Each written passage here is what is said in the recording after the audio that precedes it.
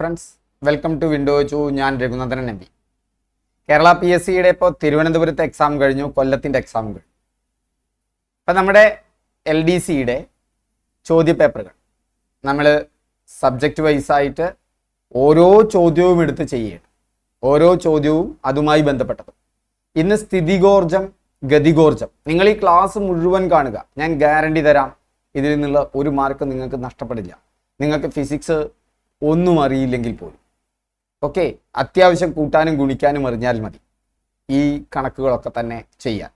അപ്പം സ്ഥിതികോർജവും ഗതികോർജവും തിരുവനന്തപുരത്തും ചോദിച്ചു, എവിടെയും ചോദിച്ചു, കൊല്ലത്തും ചോദിച്ചു. അപ്പോൾ നമുക്കൊന്ന് പഠിക്കേണ്ടേ, അത് പഠിക്കാൻ പറ്റും. നിങ്ങൾ ഈ ക്ലാസ് മുഴുവൻ കാണുക. ഓക്കെ, H ഉയരത്തിൽ നിന്നും താഴേക്ക് പതിക്കുന്ന ഒരു വസ്തു പകുതി ദൂരം സഞ്ചരിച്ചു കഴിയുമ്പോൾ അതിൻ്റെ സ്ഥിതികോർജവും ഗതികോർജവും തമ്മിലുള്ള അനുപാതം എത്രയായിരിക്കും? ആദ്യം സ്പീഡിലൊന്ന് പറഞ്ഞു പോകാം, അതിൻ്റെ ഉത്തരമൊന്ന് പറയാം, എന്നിട്ട് വിശദമായി നമുക്ക് SCRT പാഠഭാഗത്തേക്കൊന്ന് പോവാം. അപ്പം നിങ്ങൾക്ക് മനസ്സിലാവും ഈ ചോദ്യം എവിടെ നിന്നാണ് വന്നത് എന്ന്. ഈ ചോദ്യം SCRTയിൽ നിന്നാണ്. ഇത് നമ്മൾ 14ാമത്തെ ചോദ്യമാണ് ചെയ്യുന്നത്. 14, ഈ ചോദ്യം അടക്കം 15 ചോദ്യം. ആകെ 200 ചോദ്യങ്ങൾ വന്നു നമുക്ക്. ആ 200 ചോദ്യത്തിൽ 15 ചോദ്യത്തോടു കൂടി നമ്മൾ കംപ്ലീറ്റ് ആക്കുകയാണ്. ആ 15 ചോദ്യത്തിൽ 14ഉം എവിടെ നിന്നാണ്?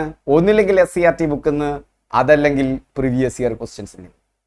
സോ പഠിക്കാനുള്ള ഭാഗം എത്ര കുറഞ്ഞു നമുക്ക്.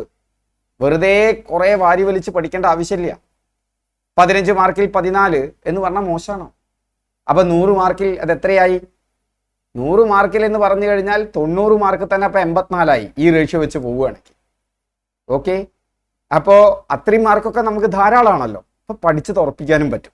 ഇതൊക്കെ പഠിച്ചിട്ട് പോരെ കൂടുതൽ പഠിക്കുക. അപ്പോൾ നമ്മൾ ആദ്യം ഒന്ന് സ്പീഡ് പോകും, ചിലപ്പോൾ നിങ്ങൾക്ക് മനസ്സിലായില്ല എന്ന് വരും. പിന്നെ നമ്മൾ SCRT പാഠഭാഗത്തിലേക്ക് കടക്കും. അപ്പോൾ നിങ്ങൾക്ക് ക്ലിയർ ഐഡിയ കിട്ടും. അത് കഴിഞ്ഞിട്ട് ഇതുമായി ബന്ധപ്പെട്ട് 2020 മുതൽ 2024 വരെ ചോദിച്ച മറ്റു ചോദ്യങ്ങളിലേക്കും പോകാം. അപ്പോൾ നമുക്ക് ഇതൊന്നൊരു ചോദ്യം വന്നാൽ അവിടെ ഉറപ്പായി നമുക്ക് ധാരാളം സാധ്യതയുണ്ട് ഈ 2 പരീക്ഷയ്ക്കും വന്നതുകൊണ്ട്. ഉറപ്പല്ല ഞാൻ പറയണത്, അപ്പോൾ ഒരു ഹോട്ട് ടോപ്പിക്കാണ്. അപ്പോൾ H ഉയരത്തിൽ നിന്നും താഴേക്ക് പതിക്കുന്ന ഒരു വസ്തു പകുതി ദൂരം സഞ്ചരിച്ച് കഴിയുമ്പോൾ അതിൻ്റെ സ്ഥിതികോർജവും ഗതികോർജവും തമ്മിലുള്ള അനുപാതം 1:1 ആയിരിക്കും. കൊല്ലം ജില്ലയിൽ ചോദിച്ചതാണ്.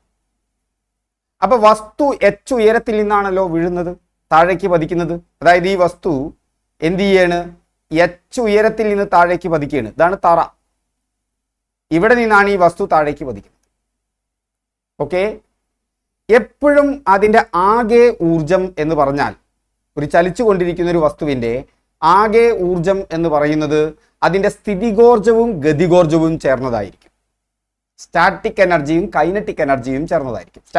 പൊട്ടൻഷ്യൽ എനർജിയും കൈനറ്റിക് എനർജിയും ചേർന്നായിരിക്കും. Potential energy plus kinetic energy ആയിരിക്കും. ഇത് കേട്ട് മനസ്സിലാവണമെങ്കിൽ ടെൻഷൻ അടിക്കേണ്ട കേട്ടോ, നമ്മൾ എത്തുന്നുണ്ട്. എനർജി എന്ന് പറഞ്ഞാൽ പ്രവൃത്തി ചെയ്യാനുള്ള കഴിവാണ്. ഓക്കെ, എന്താ സ്ഥിതികോർജം ഗതികോർജം എന്നൊക്കെ നമുക്ക് വിശദമായി പഠിക്കാം. ആദ്യം ഈ കണക്ക് ആദ്യം ഒന്ന് എളുപ്പത്തിൽ ചെയ്തിട്ട് നിങ്ങൾക്ക് മനസ്സിലാവുന്നില്ലെങ്കിൽ നിങ്ങൾ ഈ SCRT പാഠഭാഗം കാണുമ്പോൾ നിങ്ങൾക്കത് ക്ലിയർ ആവും. അപ്പോൾ സ്ഥിതികോർജവും ഗതികോർജവും, സ്ഥിതികോർജം കാണാനുള്ള ഫോർമുല നിങ്ങൾ ഓർത്തു വെച്ചോളൂ, mgh എന്നാണ് സ്ഥിതികോർജം കാണാൻ. ഒരു പ്രയാസമില്ലടോ. M എന്ന് പറഞ്ഞാൽ മാസ്, അതിൻ്റെ പിണ്ഡം. ഇപ്പോൾ ഒരു വസ്തു 5 kg എന്ന് പറഞ്ഞാൽ അതിൻ്റെ M 5 ആയി. G നിങ്ങൾക്ക് G എന്ന് പറഞ്ഞാൽ ഒരു സ്ഥിര വാല്യൂ ആണ്, ഗ്രാവിറ്റേഷണൽ കോൺസ്റ്റന്റ് എന്ന് പറയും. ജിക്ക് 9.8 ആണ് വില കേട്ടോ. ജിയുടെ വില 9.8 ആണ്. നമ്മൾ ഗുണിക്കാനൊക്കെ വേണ്ടി നമുക്ക് 10 എടുത്താലും മതി. ഇനി H എന്ന് പറഞ്ഞാൽ ഹൈറ്റ് ആണ്. അപ്പോൾ ഒരു വസ്തു H ഉയരത്തിൽ നിന്ന് വരികയാണ്. അതിൻ്റെ മാസ് പറഞ്ഞിട്ടുണ്ടോ? ഇല്ല. ഗ്രാവിറ്റേഷണൽ കോൺസ്റ്റന്റ് നമുക്ക് 10 ആണെന്ന് അറിയാം. നമുക്ക് G തന്നെ ഇടാം അപ്പോൾ തൽക്കാലം അതിന്. അപ്പോൾ അതിൻ്റെ മാസ് എമ്മും ഗ്രാവിറ്റേഷണൽ കോൺസ്റ്റന്റ് അതെല്ലാം ഇപ്പോഴും G ആയിരിക്കും. മാസ് മാറിക്കൊണ്ടിരിക്കും. 5 kg ഉള്ളതിന് 5 ആയിരിക്കും, 6 kg ഉള്ളതിന് 6 ആയിരിക്കും. H തന്നെ അല്ലേ തന്നിട്ടുണ്ട്. അപ്പോൾ അതിൻ്റെ പൊട്ടൻഷ്യൽ എനർജി എന്താണ്? mgh ആണ്. ആ വസ്തു തൊട്ട് മുകളിൽ നിൽക്കുമ്പോൾ അത് ചലിക്കുന്നില്ല. ചലിക്കുമ്പോൾ മാത്രമാണ് ഗതികോർജം. ചലനത്തിനുള്ള ഒരു വസ്തുവിനുണ്ടാകുന്ന ഊർജമാണെന്ത്? ഗതികോർജം.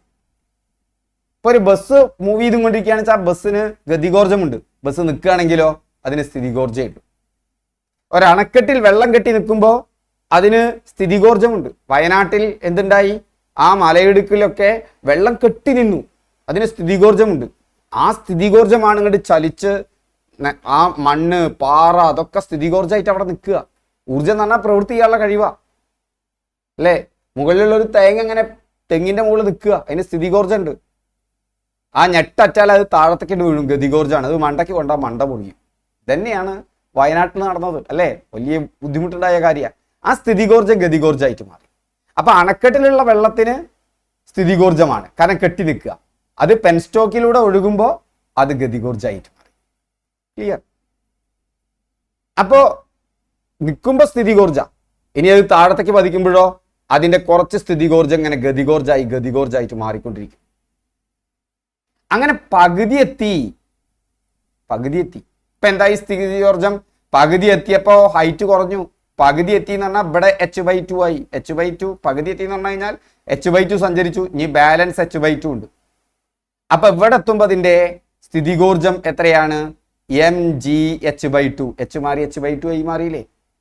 ഇനി നിങ്ങൾ എപ്പോഴും ശ്രദ്ധിക്കുക, ഒരു വസ്തുവിന്റെ ടോട്ടൽ ഊർജം എന്ന് പറയുന്നത് സ്ഥിതികോർജവും ഗതികോർജവും കൂടിയിട്ടാണ് ഇതിന്റെ ആകെ ഊർജം എന്ന് പറഞ്ഞാൽ. അപ്പൊ അതിന് ആകെ ഊർജം mgh ഉണ്ടായിരുന്നു. ഇത് എങ്ങോട്ടും പോവില്ല.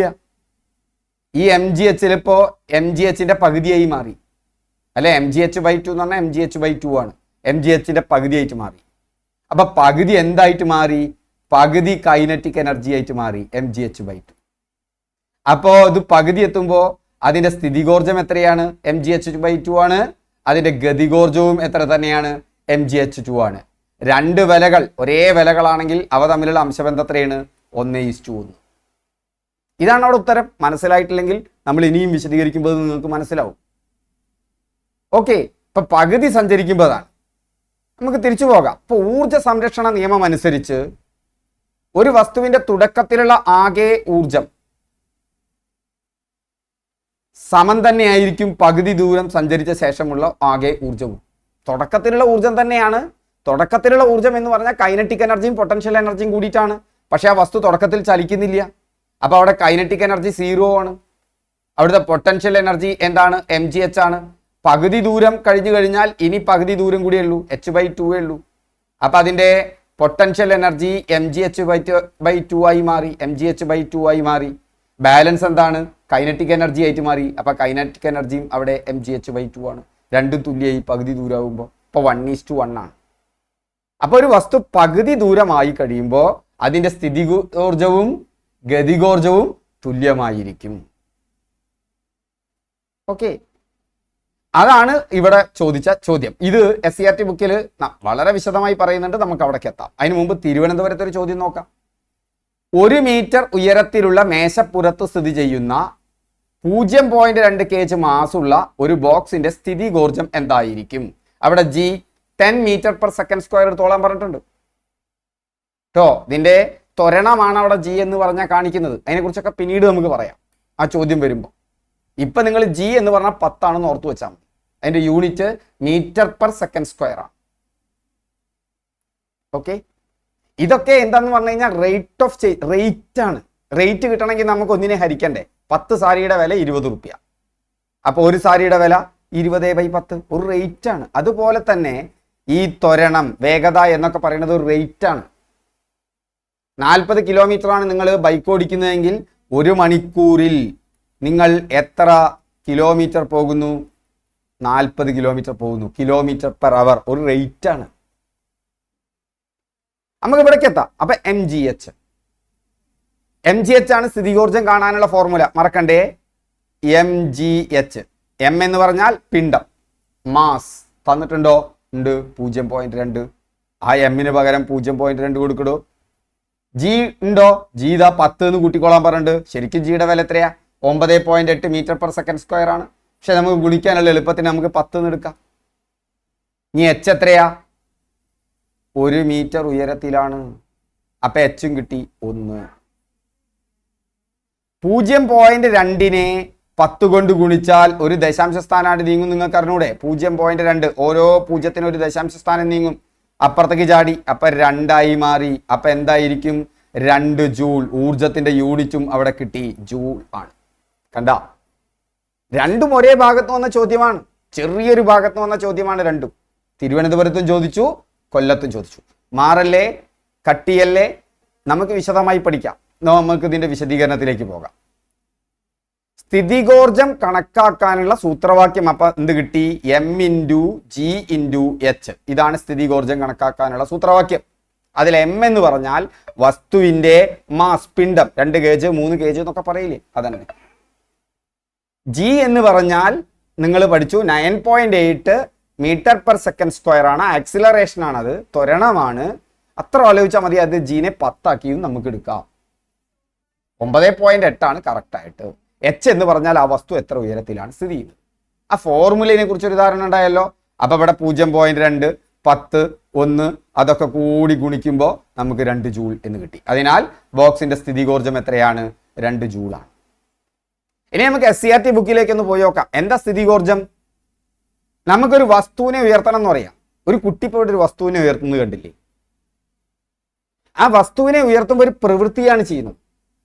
പ്രവൃത്തി ചെയ്യാനുള്ള കഴിവിനെയാണ് ഊർജം എന്ന് പറയുന്നത്. സിമ്പിളാണ്. നിങ്ങൾക്ക് ഊർജ്ജം ഇല്ല എന്ന് പറഞ്ഞാൽ നിങ്ങൾക്ക് വല്ല പ്രവൃത്തിയും ചെയ്യാൻ പറ്റും. എനിക്ക് സംസാരിക്കണമെങ്കിൽ, അല്ലേ, എനിക്കൊരു നടന്നു പോകണമെങ്കിൽ ഒരു ഊർജം വേണം. അതിനാണ് നമ്മൾ ഭക്ഷണം കഴിക്കുന്നത്. നമ്മൾ ഭക്ഷണം കഴിക്കുമ്പോൾ നമുക്ക് ഊർജം കിട്ടുന്നുണ്ട്. ആ ഭക്ഷണം കോശങ്ങളിൽ പോവും, അല്ലേ, എന്നിട്ട് അവിടെ കോശ ശ്വസനം നടക്കും. കോശ ശ്വസനം നടക്കുമ്പോൾ അവിടെ ATP റിലീസ് ചെയ്യും. ATP എന്ന് പറഞ്ഞാൽ എനർജി കറൻസിയാണ്. നമ്മൾ ആഹാരത്തിൽ ഭക്ഷണം കഴിച്ചാലേ, ഭക്ഷണം കഴിക്കുമ്പോൾ വായയിൽ നിന്ന് തന്നെ തുടങ്ങും ദഹനം. ദഹനം ആരംഭിക്കുന്നത് എവിടെ നിന്നാ? വായയിൽ നിന്നാട്ടാ ദഹനം ആരംഭിക്കുന്നത്. ദഹനം അവസാനിക്കുക എവിടെ വെച്ചിട്ടാ? അത് എവിടെ വെച്ചിട്ടാ ദഹനം അവസാനിക്കുക? ആമാശയത്തിൽ വെച്ച് ആണോ? അല്ല, ചെറുകുടലിൽ വെച്ചിട്ടാണ് ദഹനം അവസാനിക്കുക. പിന്നെയും കുറച്ചുണ്ട്. ഓക്കെ, ആ ചെറുകുടലിൽ എത്തിക്കഴിഞ്ഞാൽ പിന്നെ ഇതിനെ ആഗിരണം ചെയ്യാൻ തുടങ്ങും. ഈ കഴിച്ച ഭക്ഷണത്തെ നമ്മുടെ ശരീരം ആഗിരണം ചെയ്യാൻ തുടങ്ങും, രക്തത്തിലേക്ക് ആഗിരണം ചെയ്യാൻ തുടങ്ങും. അപ്പൊ ആഗിരണം തുടങ്ങുന്നത് ചെറുകുടലിൽ വെച്ചിട്ടാണ്, ദഹനം അവസാനിക്കുന്നതും ചെറുകുടലിൽ വെച്ചിട്ടാണ്. വലിയ പ്രോസസ്സാ ദഹനം എന്ന് പറയുന്നത്. അങ്ങനെ അത് ആ ഊർജം എവിടേക്ക് എത്തും? രക്തചംക്രമണ വ്യവസ്ഥയിലൂടെ നമ്മുടെ കോശങ്ങളിലേക്ക് എത്തും ഈ ഊർജം. ആ ഊർജം അവിടെ എത്തിയാൽ നമ്മുടെ സാധാരണ ശ്വസനത്തിന് പുറമെ കോശ ശ്വസനം എന്ന് പറഞ്ഞിട്ടൊരു ഏർപ്പാടുണ്ട്, പരീക്ഷയ്ക്ക് ചോദിച്ചിട്ടുണ്ട്. ആ കോശ ശ്വസനത്തിലൂടെ ATP എന്ന് പറയുന്ന എനർജി കറൻസി എന്നതിന് പറയാം, അത് റിലീസ് ചെയ്യപ്പെടും. അതുകൊണ്ടാണ് നമുക്ക് സംസാരിക്കാനും വർത്താനം പറയാനൊക്കെ പറ്റണം. ക്ലിയർ ആവുന്നുണ്ട്? ഇതാണ് ഊർജം, പ്രവൃത്തി ചെയ്യാനുള്ള കഴിവ്. അപ്പൊ ഒരു കല്ലെടുത്ത് പൊന്തിക്കണച്ചാൽ നമുക്കൊരു പ്രവൃത്തി ചെയ്യണം. ആ പ്രവൃത്തി ചെയ്യുമ്പോൾ ഊർജം എവിടെ സംഭരിക്കപ്പെടുകയാണ്? ആ കല്ലിന്റെ മുകളിൽ സംഭരിക്കപ്പെടുകയാണ്. അങ്ങനെ സങ്കല്പിക്കുക. ആ കല്ലൊന്നും കൂടി ഉയർത്തിയാൽ കുറച്ചും കൂടി ഊർജായി, കല്ല് വീണ്ടും ഉയർത്തിയാൽ കുറച്ചും കൂടി ഊർജായി. ഇങ്ങനെ ഒരു പ്രവൃത്തി ചെയ്തിട്ട് ഒരു വസ്തുവിനെ മുകളിലേക്ക് ഉയർത്തുമ്പോൾ നമ്മളൊരു പ്രവൃത്തി ചെയ്യുന്നു, ഊർജം ചെലവഴിച്ചിട്ടാണ് ആ പ്രവൃത്തി ചെയ്യുന്നത്. ആ ഊർജം കല്ലിലോ അല്ലെങ്കിൽ ആ വസ്തുവിലോ സംഭരിക്കപ്പെടുന്നു എന്ന് സങ്കല്പിക്കുക. അതാണ് സ്ഥിതികോർജമായിട്ട് മാറുന്നത്. അപ്പൊ ഈ കുട്ടി കല്ലെടുത്ത് പൊന്തിക്കുമ്പോൾ ഈ കുട്ടി എന്ത് ബലത്തിനെതിരെയാ വർക്ക് ചെയ്യണത്? ഏത് ബലത്തിനെതിരെയാ പ്രവൃത്തി ചെയ്യുന്നത്? ഗുരുത്വാകർഷണ ബലത്തിനെതിരെ. ആ ഗുരുത്വാകർഷണ ബലത്തിനെതിരെ വസ്തുക്കളെ ഉയർത്തുമ്പോൾ നാം പ്രവൃത്തി ചെയ്യപ്പെടുന്നത് ഗുരുത്വാകർഷണ ബലത്തിനെതിരെയാണ്. എന്തിനെതിരെയാണ്? ഗുരുത്വാകർഷണ ബലത്തിനെയാണ്. ഗുരുത്വാകർഷണം താഴത്തേക്ക്, നമ്മുടെ പ്രവൃത്തി അതിനെ മുകളിലേക്ക് കൊണ്ടുപോകും. അപ്പൊ സിമ്പിളാ. അപ്പൊ അങ്ങനെ ഊർജം ആവശ്യമാണ്. ഈ ഊർജം വസ്തുവിൽ സംഭരിക്കപ്പെട്ടു എന്ന് വിചാരിക്കുക, അതിനെയാണ് സ്ഥിതികോർജമായി സംഭരിക്കപ്പെടുന്നു. ഇപ്പൊ വയനാട്ടിൽ എന്താ സംഭവിച്ചത്? സൂര്യപ്രകാശം, പ്രകാശം എന്ന് പറഞ്ഞാൽ ഊർജമാണ്, മനസ്സിലായില്ലേ? ആ ഊർജം എന്ത് ചെയ്തു? കടലിൽ തട്ടി, നമ്മുടെ കുളത്ത് തട്ടി. എന്നിട്ട് മൂപ്പര് എന്താ ചെയ്തത്? ഈ ജലകണികളെയൊക്കെ മുകളിലേക്ക് കൊണ്ടുപോയി. ഈ ജലകണികളെ മുകളിലേക്ക് കൊണ്ടുപോകുമ്പോൾ അവിടെ ഗുരുത്വാകർഷണ ബലത്തിനെതിരെ ഒരു പണി ചെയ്തിട്ടുണ്ട്. ചെറിയ ചെറിയ ജലകണികൾ ഓടാനും കോടിക്കണക്കിന് ജലകണികൾ മുകളിലേക്ക് എത്തുക. ആ മുകളിലേക്ക് എത്തിയ ജലകണികൾ താഴത്തേക്ക് വീഴും തണുക്കുമ്പോൾ. എന്താണെന്ന് പറഞ്ഞാൽ സ്ഥിതികോർജം എന്തായിട്ട് മാറി? ഗതികോർജമായിട്ട് മാറി. എന്നിട്ട് അത് എവിടെ സംഭരിക്കപ്പെട്ടു? ഉയർന്ന മലയിലും കുന്നുകളിലൊക്കെ സംഭരിക്കപ്പെട്ടു. അപ്പൊ അവിടെ സംഭരിക്കപ്പെടുമ്പോൾ അണക്കെട്ടിൽ സംഭരിക്കപ്പെടുന്നത് പോലെ അവിടെ അവർക്കൊരു ഊർജ്ജം ഉണ്ട്. അതാണ് പെട്ടെന്ന് ടപ്പേന്ന് പറഞ്ഞിട്ട് മണ്ണ് ലൂസായപ്പോ പൊട്ടിട്ട് വീണു. ഒപ്പമുള്ള പാറേനെ കൊണ്ടുവന്നു, മരത്തെ കൊണ്ടുവന്നു, ഇതൊക്കെ നിൽക്കല്ലേ, ഇതിനൊക്കെ സ്ഥിതികോർജം ഉണ്ട്. ഇതെല്ലാം കൂടി ചേർന്ന് നമ്മുടെ ഒരു ജനതേനെ ഇല്ലാതാക്കി, അല്ലേ? പ്രകൃതി ദുരന്തം. അപ്പോ സ്ഥിതികോർജമായി സംഭരിക്കപ്പെടുന്നു. അപ്പൊ നമ്മൾ ഒരു വസ്തുവിനെ ഉയർത്തുമ്പോൾ ശ്രദ്ധിക്കുക, നമ്മൾ ഗുരുത്വാകർഷണ ബലത്തിനെതിരെയാണ് ആ പ്രവൃത്തി ചെയ്യുന്നത്. വസ്തുവിനെ ഉയർത്തുമ്പോൾ അവിടെ ഒരു ഊർജം സംഭരിക്കപ്പെടുന്നു എന്നുണ്ട് സങ്കല്പിക്കുക, അത് സ്ഥിതികോർജമാണ്. അപ്പൊ ഒരു വസ്തുവിന് അതിന്റെ സ്ഥാനം കൊണ്ട് ചെറുതായിട്ടേ നിൽക്കുന്നു വെച്ചാൽ അതിന്റെ സ്ഥാനം ചെറുതായ സ്ഥാന, വലിയ ഉയരത്തിലല്ല.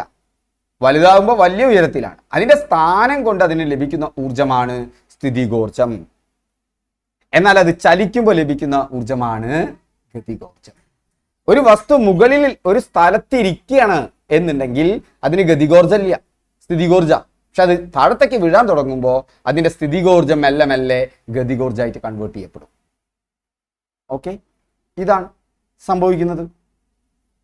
ഇപ്പൊ ഇവിടെ നോക്കുക, ഒരു നിശ്ചിത ഉയരത്തിലുള്ള വസ്തു ഇതിന്റെ സ്ഥിതികോർജം ഏത് സ്ഥാനമാണോ 0 പൊട്ടൻഷ്യലായിട്ട് കണക്കാക്കുന്നത്. ഇപ്പൊ സാധാരണയായിട്ട് നമ്മൾ തറയാണ് 0 പൊട്ടൻഷ്യലായിട്ട് കണക്കാക്കുക.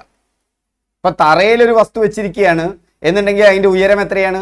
h = 0 അപ്പൊ mgh എന്ന് പറഞ്ഞാൽ h 0 ഈ 0 കൊണ്ട് ഗുണിച്ചാൽ നമുക്ക് 0 അല്ലേ കിട്ടുക. അപ്പൊ ഒരു വസ്തു നമ്മൾ തറയാണ്, വേറെ എവിടെയും പരാമർശിക്കപ്പെട്ടിട്ടില്ലെങ്കിൽ അതിന്റെ ഡീറ്റെയിൽസിലേക്കൊന്നും പോണ്ട, പരാമർശിക്കപ്പെടുന്ന ഒരു കണക്ക് നിങ്ങൾക്ക് വരില്ല. വേറെ എവിടെയും പരാമർശിക്കപ്പെടുത്തിട്ടില്ലെങ്കിൽ, വേറെ റെഫറൻസ് നിങ്ങൾക്ക് തന്നിട്ടില്ലെങ്കിൽ, ഈ ഫിസിക്സിലെ റെഫറൻസ് വളരെ പ്രധാന. ഫിസിക്സിൽ മാത്രമല്ല എല്ലായിടത്തും ഒരു റെഫറൻസ് വേണം. ഒരു ഉദാഹരണം ഞാൻ പറഞ്ഞുതരാം. ഞാൻ ക്ലാസ് എടുക്കുകയാണ്, അപ്പം ഞാൻ അധ്യാപകനാണ്. പക്ഷെ കേൾക്കാൻ നിങ്ങൾ കുട്ടികളുള്ളതുകൊണ്ടല്ലേ ഞാൻ അധ്യാപകനായത്. കുട്ടികളില്ലെങ്കിൽ അധ്യാപകനില്ല. ഓക്കെ, അപ്പൊ റെഫറൻസ് ഉണ്ടാവണം. നിങ്ങൾ കുട്ടികളെ അപേക്ഷിച്ചിട്ടാണ് ഞാൻ അധ്യാപകനാവുന്നത്. അതുപോലെ ഇവിടെ റെഫറൻസ് നമ്മൾ തറ കൊടുക്കുന്നു, അത്രമാത്രം ഇപ്പൊ സങ്കല്പിക്കുക. അതിനെ 0 എന്ന് പറയുന്നു. അപ്പോൾ അവിടെ h 0. അപ്പോൾ തറയിലിരിക്കുന്ന ഒരു വസ്തുവിന്റെ സ്ഥിതികോർജം എത്രയാണ്? 0. അത് മുകളിലേക്ക് ഉയർന്നോറും അതിന്റെ h കൂടും. m മാറില്ല, മാസ് മാറുമോ? ഒരു വസ്തു ഇങ്ങനെ ഉയർത്തുമ്പോൾ അതിന്റെ മാസ് മാറുമോ? ഇല്ല. ഒരു വസ്തു ഉയരുമ്പോൾ അതിന്റെ g മാറില്ല. ഗ്രാവിറ്റേഷണൽ ഫോഴ്സ് എപ്പോഴും ഗ്രാവിറ്റേഷനുമായി ബന്ധപ്പെട്ട ഗ്രാവിറ്റേഷണൽ ഫോഴ്സ് എപ്പോഴും ഗ്രാവിറ്റേഷണൽ ഫോഴ്സ് ആണ്. അതുകൊണ്ട് അതുമൂലം ഉണ്ടാകുന്ന ത്വരണവും ജിയും എപ്പോഴും എന്തായിരിക്കും? 9.8 m/s² ആയിരിക്കും. ജിക്കും മാറ്റില്ല. ആർക്കാ മാറ്റം? എച്ചിന്. അപ്പൊ h മാറുന്നതിനനുസരിച്ചിട്ടാണ് എന്ത് മാറുക? സ്ഥിതികോർജം മാറുക. അപ്പൊ ആദ്യത്തേതിൽ 0 ആണ്. ഇനി അത് h1 ഉയരത്തിലെത്തുമ്പോൾ mgh1 ആണ്. h2 ഉയരത്തിലെത്തുമ്പോൾ mgh2 ആണ്. h3 ഉയരത്തിലെത്തുമ്പോൾ mgh3 ആണ്. ഇത്ര മാത്രം ആലോചിച്ചാൽ മതി. അപ്പൊ തറയിൽ നിന്ന് ഏത് ഉയരത്തിൽ എത്തിയപ്പോഴാണ് വസ്തുവിന് ഏറ്റവും കൂടുതൽ പ്രവൃത്തി ചെയ്യപ്പെട്ടത്? ഏറ്റവും മുകളിലേക്ക് പൊന്തിയപ്പോൾ. ഏറ്റവും മുകളിലാണ് ഏറ്റവും കൂടിയ ഗതികോർജം, അല്ല സ്ഥിതികോർജം. അപ്പോ ഏറ്റവും കൂടുതൽ ഉയരത്തിൽ നിൽക്കുമ്പോൾ ഒരു വസ്തുവിന്റെ സ്ഥാനം കൊണ്ട് ലഭ്യമാകുന്ന ഊർജമാണ് സ്ഥിതികോർജം. മനസ്സിലായല്ലോ? ഓക്കെ, അപ്പൊ യു എന്ന് പറയും, പൊട്ടൻഷ്യൽ എനർജി എന്ന് പറയും, പി എന്ന് പറയും. ഓക്കെ, അതിനെയൊക്കെ നമുക്ക് mgh എന്ന് വിളിക്കാം, അല്ലേ? നമ്മൾ +1 +2 ഫിസിക്സ് പഠിക്കുമ്പോൾ അത് പി ആയി മാറി, പൊട്ടൻഷ്യൽ എനർജി ആയിട്ട് മാറി. സ്ഥിതികോർജം തന്നെയാണ്, യു എന്നും ഇവിടെ പറയാം. ഇപ്പൊ സ്ഥാനം കൊണ്ട് സ്ഥിതികോർജം ലഭിക്കുന്ന സന്ദർഭങ്ങൾ ഏതൊക്കെയാ? തെങ്ങിലുള്ള തേങ്ങ, അണക്കെട്ടിലുള്ള ജലം. അണക്കെട്ടിലെ ജലമുണ്ടെങ്കിൽ അത് സ്ഥിതികോർജമാണ്. ഇനി സ്ഥിതികോർജം വരുന്ന കാര്യം കിട്ടാ, അമ്പിങ്ങനെ കൊലച്ച് നിൽക്കുകയാണ് വെച്ചാൽ അവിടെ നമ്മൾ ഗ്രാവിറ്റേഷണൽ ഫോഴ്സിനെതിരെ അല്ല അവിടെ പണിയെടുക്കുന്നത്. അങ്ങനെ കൊലയ്ക്കുമ്പോൾ അമ്പിങ്ങനെ കൊലച്ച് നിൽക്കുകയാണ്. അങ്ങോട്ട് വലിച്ചെടുത്ത് കഴിഞ്ഞാൽ നമ്മൾ ഒരു പ്രവൃത്തി ചെയ്തിട്ടോ അതിനങ്ങോട്ട് വലിച്ചെടുത്തത്, അപ്പൊ അമ്പിൽ ശേഖരിക്കപ്പെടുന്ന ഊർജവും സ്ഥിതികോർജമാണ്. അതിന്റെ സ്ഥാനം കൊണ്ട്, ഇവിടെയൊന്നും സ്ഥാനം ഇങ്ങനെ വലിച്ചു മാറ്റിയപ്പോൾ അതിൽ പ്രവൃത്തി ചെയ്തു, അപ്പോ അതും സ്ഥിതികോർജമാണ്. അപ്പൊ തെങ്ങിൽ നിന്ന് തേങ്ങ താഴോട്ട് വധിക്കുമ്പോൾ ആ സ്ഥിതികോർജം എന്തായിട്ട് മാറും? ഗതികോർജമായിട്ട് മാറും. ഉയരത്തിലുള്ള വാട്ടർ ടാങ്കിലേക്ക് വെള്ളം പമ്പ് ചെയ്യുന്നു. ഉയരത്തിലുള്ള വാട്ടർ ടാങ്കിലേക്ക് വെള്ളം പമ്പ് ചെയ്യണമെങ്കിൽ പ്രവൃത്തി ചെയ്യണ്ടേ? നിങ്ങളുടെയൊക്കെ വീട്ടിലുള്ള വാട്ടർ ടാങ്കിൽ, ഇപ്പൊ വാട്ടർ ടാങ്കിലെ ജലത്തിൽ എന്താ ഉണ്ടാവുന്നത്? സ്ഥിതികോർജം. ഓക്കെ, അപ്പൊ മനസ്സിലായല്ലോ? ഇപ്പോൾ 1 മീറ്റർ ഉയരത്തിലുള്ള മേശപ്പുറത്ത് സ്ഥിതി ചെയ്യുന്ന 20 ഗ്രാം മാസമുള്ള ഒരു വസ്തുവിന്റെ സ്ഥിതികോർജം എത്രയാണ്? ഈ പുസ്തകം വായിച്ചു പോയിട്ടുണ്ടെങ്കിൽ ഇതേ കണക്കല്ലേ അവിടെ നിന്ന് മാറ്റി ചോദിച്ചത്? SCERT ടെക്സ്റ്റ് ബുക്കിലെ ഇതേ കണക്കല്ലടോ അവിടെ നിന്ന് മാറ്റി ചോദിച്ചത്. 1 മീറ്റർ ഉയരമുള്ള മേശപ്പുറത്ത്, അപ്പൊ h നമുക്ക് കിട്ടി 1 മീറ്റർ. 200 ഗ്രാം മാസുള്ള, ഗ്രാം പറയരുത്, m. ഇത്തരം കണക്കുകൾ ചെയ്യുമ്പോൾ അവിടെ കേജ് ആണ് എടുക്കേണ്ടത്. ഗ്രാമിനെ കേജ് ആക്കാൻ നിങ്ങൾക്കറിയാലോ, 1000 ഗ്രാം എന്ന് പറഞ്ഞാൽ ഒരു കേജ് ആണെന്ന്. അപ്പൊ 200നെ നമ്മൾ എന്തുകൊണ്ട് ഹരിക്കണം? 1000 കൊണ്ട് ഹരിക്കണം. അപ്പൊ 0.2. ഒരു പുസ്തകത്തിന്റെ 1 മീറ്റർ ഉയരത്തിൽ സ്ഥിതി ചെയ്യുന്ന 200 ഗ്രാം മാസുള്ള ഒരു പുസ്തകത്തിന്റെ സ്ഥിതികോർജം എന്തായിരിക്കും? ദേ ചോദ്യം 1 മീറ്ററിന് പകരം നമുക്ക് എത്രയാക്കി തന്നു? 10 മീറ്റർ ആക്കി തന്നു. ഇതാണ് SCERT ടെക്സ്റ്റ് ബുക്ക് നമ്മൾ പഠിച്ചു പോയിട്ടുണ്ടെങ്കിൽ ഈ മാർക്ക് തിരുവനന്തപുരത്ത് നമ്മുടെ കീശയിലായില്ലേ. സ്വർണം വീട്ടിൽ വെച്ചിട്ട് എന്തിന് നാട്ടിൽ തണ്ടി നടപ്പൂ. ഈ SCERT ബുക്ക് നിങ്ങൾക്ക് കിട്ടാനില്ലേ? നമ്മുടെ വിൻഡോജു ആപ്പ് എടുത്തോ, അതിൽ ഫ്രീ കണ്ടന്റ് കിടക്കുന്നുണ്ട്. അതല്ലെങ്കിൽ തൊട്ടടുത്ത വീട്ടിലെ കുട്ടികളോട് ആരോടെങ്കിലും ചോദിക്കടോ, 10ാം ക്ലാസ് കഴിഞ്ഞവരോട്. അപ്പോ അവിടെ എന്ത് കിട്ടി? ഇവിടെ 0.2 മാസ് എന്ന് പറഞ്ഞാൽ, ജി എന്ന് പറഞ്ഞാൽ 10, ഉയരം എന്ന് പറഞ്ഞാൽ 1, അല്ല സോറി ഇവിടെ 10 അല്ലേ. അപ്പൊ ഇവിടെ 0.2, 1 മീറ്റർ ഉയരമാണ്. ഇവിടെ നമ്മൾ നോക്കൂ, 0.2 ഇൻറ്റു 10 ഇൻറ്റു 1. നേരത്തെ ചോദ്യം എന്തായിരുന്നു? ചോദ്യത്തിലേക്ക് നമ്മളൊന്ന് പോയി നോക്കിയാൽ എന്തായിരുന്നു ചോദ്യം? തിരുവനന്തപുരത്ത് ഇതാണെന്ന ചോദ്യം. 1 മീറ്റർ ഉയരം. ഇതേ ചോദ്യമാണ് ചോദിച്ചത്, ഒരു മാറ്റമില്ല. അത് 1 മീറ്റർ ഉയരം. ഞാൻ 10 മീറ്റർ എന്നാണ് വിചാരിച്ചിരുന്നത്. ഒരേ ചോദ്യം SCERT ബുക്കുന്ന അതേ പടി ചോദിച്ചതാ മക്കളെ. 0.2 ഇൻറ്റു 10 ഇൻറ്റു 1 2 ജൂൾ തന്നെ. 40 kg ഉള്ള മാസുള്ള ഒരു വസ്തു തറയിൽ നിന്ന് 5 മീറ്റർ ഉയരത്തിൽ സ്ഥിതി ചെയ്യുന്നു. വസ്തുവിന്റെ സ്ഥിതികോർജം എത്ര? 40 kg മാസുള്ള വസ്തു കേട്ടാ. അപ്പൊ M എന്ന് പറഞ്ഞ 40 kg. ഓക്കെ, ഇനി എവിടെയാ ചെയ്യുന്നത്? ആ 40 kg നിന്നും എവിടെയാ? 5 മീറ്റർ ഉയരത്തിൽ സ്ഥിതി ചെയ്യുന്നു. അപ്പോ H എന്ന് പറഞ്ഞാൽ 5. G നമുക്കറിയാം 9.8 ആണ്. നമുക്ക് 10 എന്ന് സൗകര്യപ്രദമായിട്ട് എടുക്കാം. അപ്പോ ഇതിന്റെ സ്ഥിതികോർജം എന്ന് പറഞ്ഞാൽ mgh 40 ഇൻറ്റു 5 ഇൻറ്റു 10. 4 5 20. ഈ 2 പൂജ്യങ്ങളും കൂടി ചേർന്നാൽ 2000 ജൂളാണ്. നിങ്ങൾ ഓർക്കുക, ഊർജത്തിന്റെ യൂണിറ്റ് ജൂൾ ആണ്. ഊർജത്തിന്റെ യൂണിറ്റ് എന്താണ്? ജൂൾ ആണ്. ഓക്കെ, ഇനി നോക്കൂ, വസ്തുവിന്റെ സ്ഥിതികോർജം എത്ര? ഈ വസ്തു മുകളിൽ നിന്ന് പകുതി ദൂരം താഴേക്ക് സഞ്ചരിച്ചാൽ വസ്തുവിന്റെ ഗതികോർജം എത്ര? അപ്പൊ ഗതികോർജം എന്ന് പറഞ്ഞാൽ എത്ര എന്നുള്ളതാണ്. അപ്പോ നമുക്കറിയാം ആ ഗതികോർജം എന്തായി മാറും? ഈ വസ്തു പകുതി ദൂരം താഴോട്ട് സഞ്ചരിച്ചു. ഈ വസ്തു എത്ര ദൂരം താഴോട്ട് സഞ്ചരിച്ചു? പകുതി ദൂരം താഴോട്ട് സഞ്ചരിച്ചു. ആദ്യം 2000 ജൂളായിരുന്നു. എത്ര മീറ്റർ ഉയരത്തിൽ നിൽക്കുമ്പോ? 10 മീറ്റർ ഉയരത്തിൽ അല്ലെ. 10 മീറ്റർ ഉയരത്തിൽ നിൽക്കുമ്പോ mgh, m മാറ്റല്ല, h മാറ്റല്ല, അല്ല h 5 മീറ്റർ. അപ്പൊ m എത്രയായിരുന്നു? 10 kg. g എത്ര തന്നെ? കേട്ടോ, m 40 ആണ്. m 40, g 10 തന്നെ. പക്ഷെ രണ്ടാമത്തെ കേസിൽ ഈ 5 എന്നുള്ളത് പകുതി ദൂരം സഞ്ചരിക്കുന്നു. അപ്പൊ 2.5 ആയി മാറും. അപ്പൊ ഇവിടുത്തെ പുതിയ mgh എന്ന് പറഞ്ഞാൽ m into g into h. h പകുതിയായി. അപ്പോ 40 ഇൻറ്റു 10 ഇൻറ്റു 2.5. 10നെ 2.5 കൊണ്ട് ഗുണിച്ചാൽ 25 എന്ന് കിട്ടും. 40 ഇൻറ്റു 25 എന്തായി മാറി? 1000 ആയി മാറി. 1000 ജൂളായിട്ട് മാറി. ആദ്യം 2000 ജൂളായിരുന്നു ഗതികോർജം, അല്ല സ്ഥിതികോർജം. ഇപ്പൊ 1000 ജൂളായിട്ട് മാറി. അപ്പൊ ബാക്കി 1000 ജൂൾ എവിടേക്ക് പോയി? അത് ഗതികോർജമായിട്ട് മാറി. അപ്പോ പകുതി ദൂരം സഞ്ചരിച്ചപ്പോ അതിന്റെ പൊട്ടൻഷ്യൽ എനർജി എത്രയാണ്? 1000 ജൂള്. അതിന്റെ കൈനറ്റിക് എനർജി എന്താണ്? 1000 ജൂള്. ഇത് ചെയ്ത ഒരാൾക്ക് അറിയാലോ. അപ്പൊ ഇവ തമ്മിലുള്ള അംശബന്ധം എന്തായിരിക്കും? 1:1. 2 തുല്യമായിരിക്കും എന്നുള്ളതാണ് ഈ അംശബന്ധം 1:1 എന്ന് പറയുന്നത്. അതായത് പകുതി ദൂരം ഒരു വസ്തു, മുകളിലിരിക്കുന്ന ഒരു വസ്തു പകുതി ദൂരം സഞ്ചരിക്കുമ്പോഴേക്കും അതിന്റെ സ്ഥിതികോർജവും ഗതികോർജവും തുല്യമായിരിക്കും. ആ തുല്യമായിരിക്കും എന്ന് പറയുന്നതിനെയാണ്, 2 കാര്യങ്ങൾ തുല്യമാവുമ്പോഴാണ് നമ്മൾ 1:1 എന്ന് പറയുക. ഒന്നിന്റെ ഇരട്ടിയാണ് മറ്റേത് വെച്ചാൽ 1:2 എന്ന് പറയും. ഒന്നിന്റെ 1.5 ഇരട്ടിയാണ് രണ്ടാമത്തേത് വെച്ചാൽ 1:1.5 എന്ന് പറയും. അപ്പൊ തുല്യമാണ് എന്നുള്ളതിന്റെ എന്താണ് അനുപാതം? എന്താണ്? 1:1 ആണ്. തുല്യമാണ് എന്ന് പറയാൻ പറ്റാവുന്ന ഒരു കാര്യമാണ്.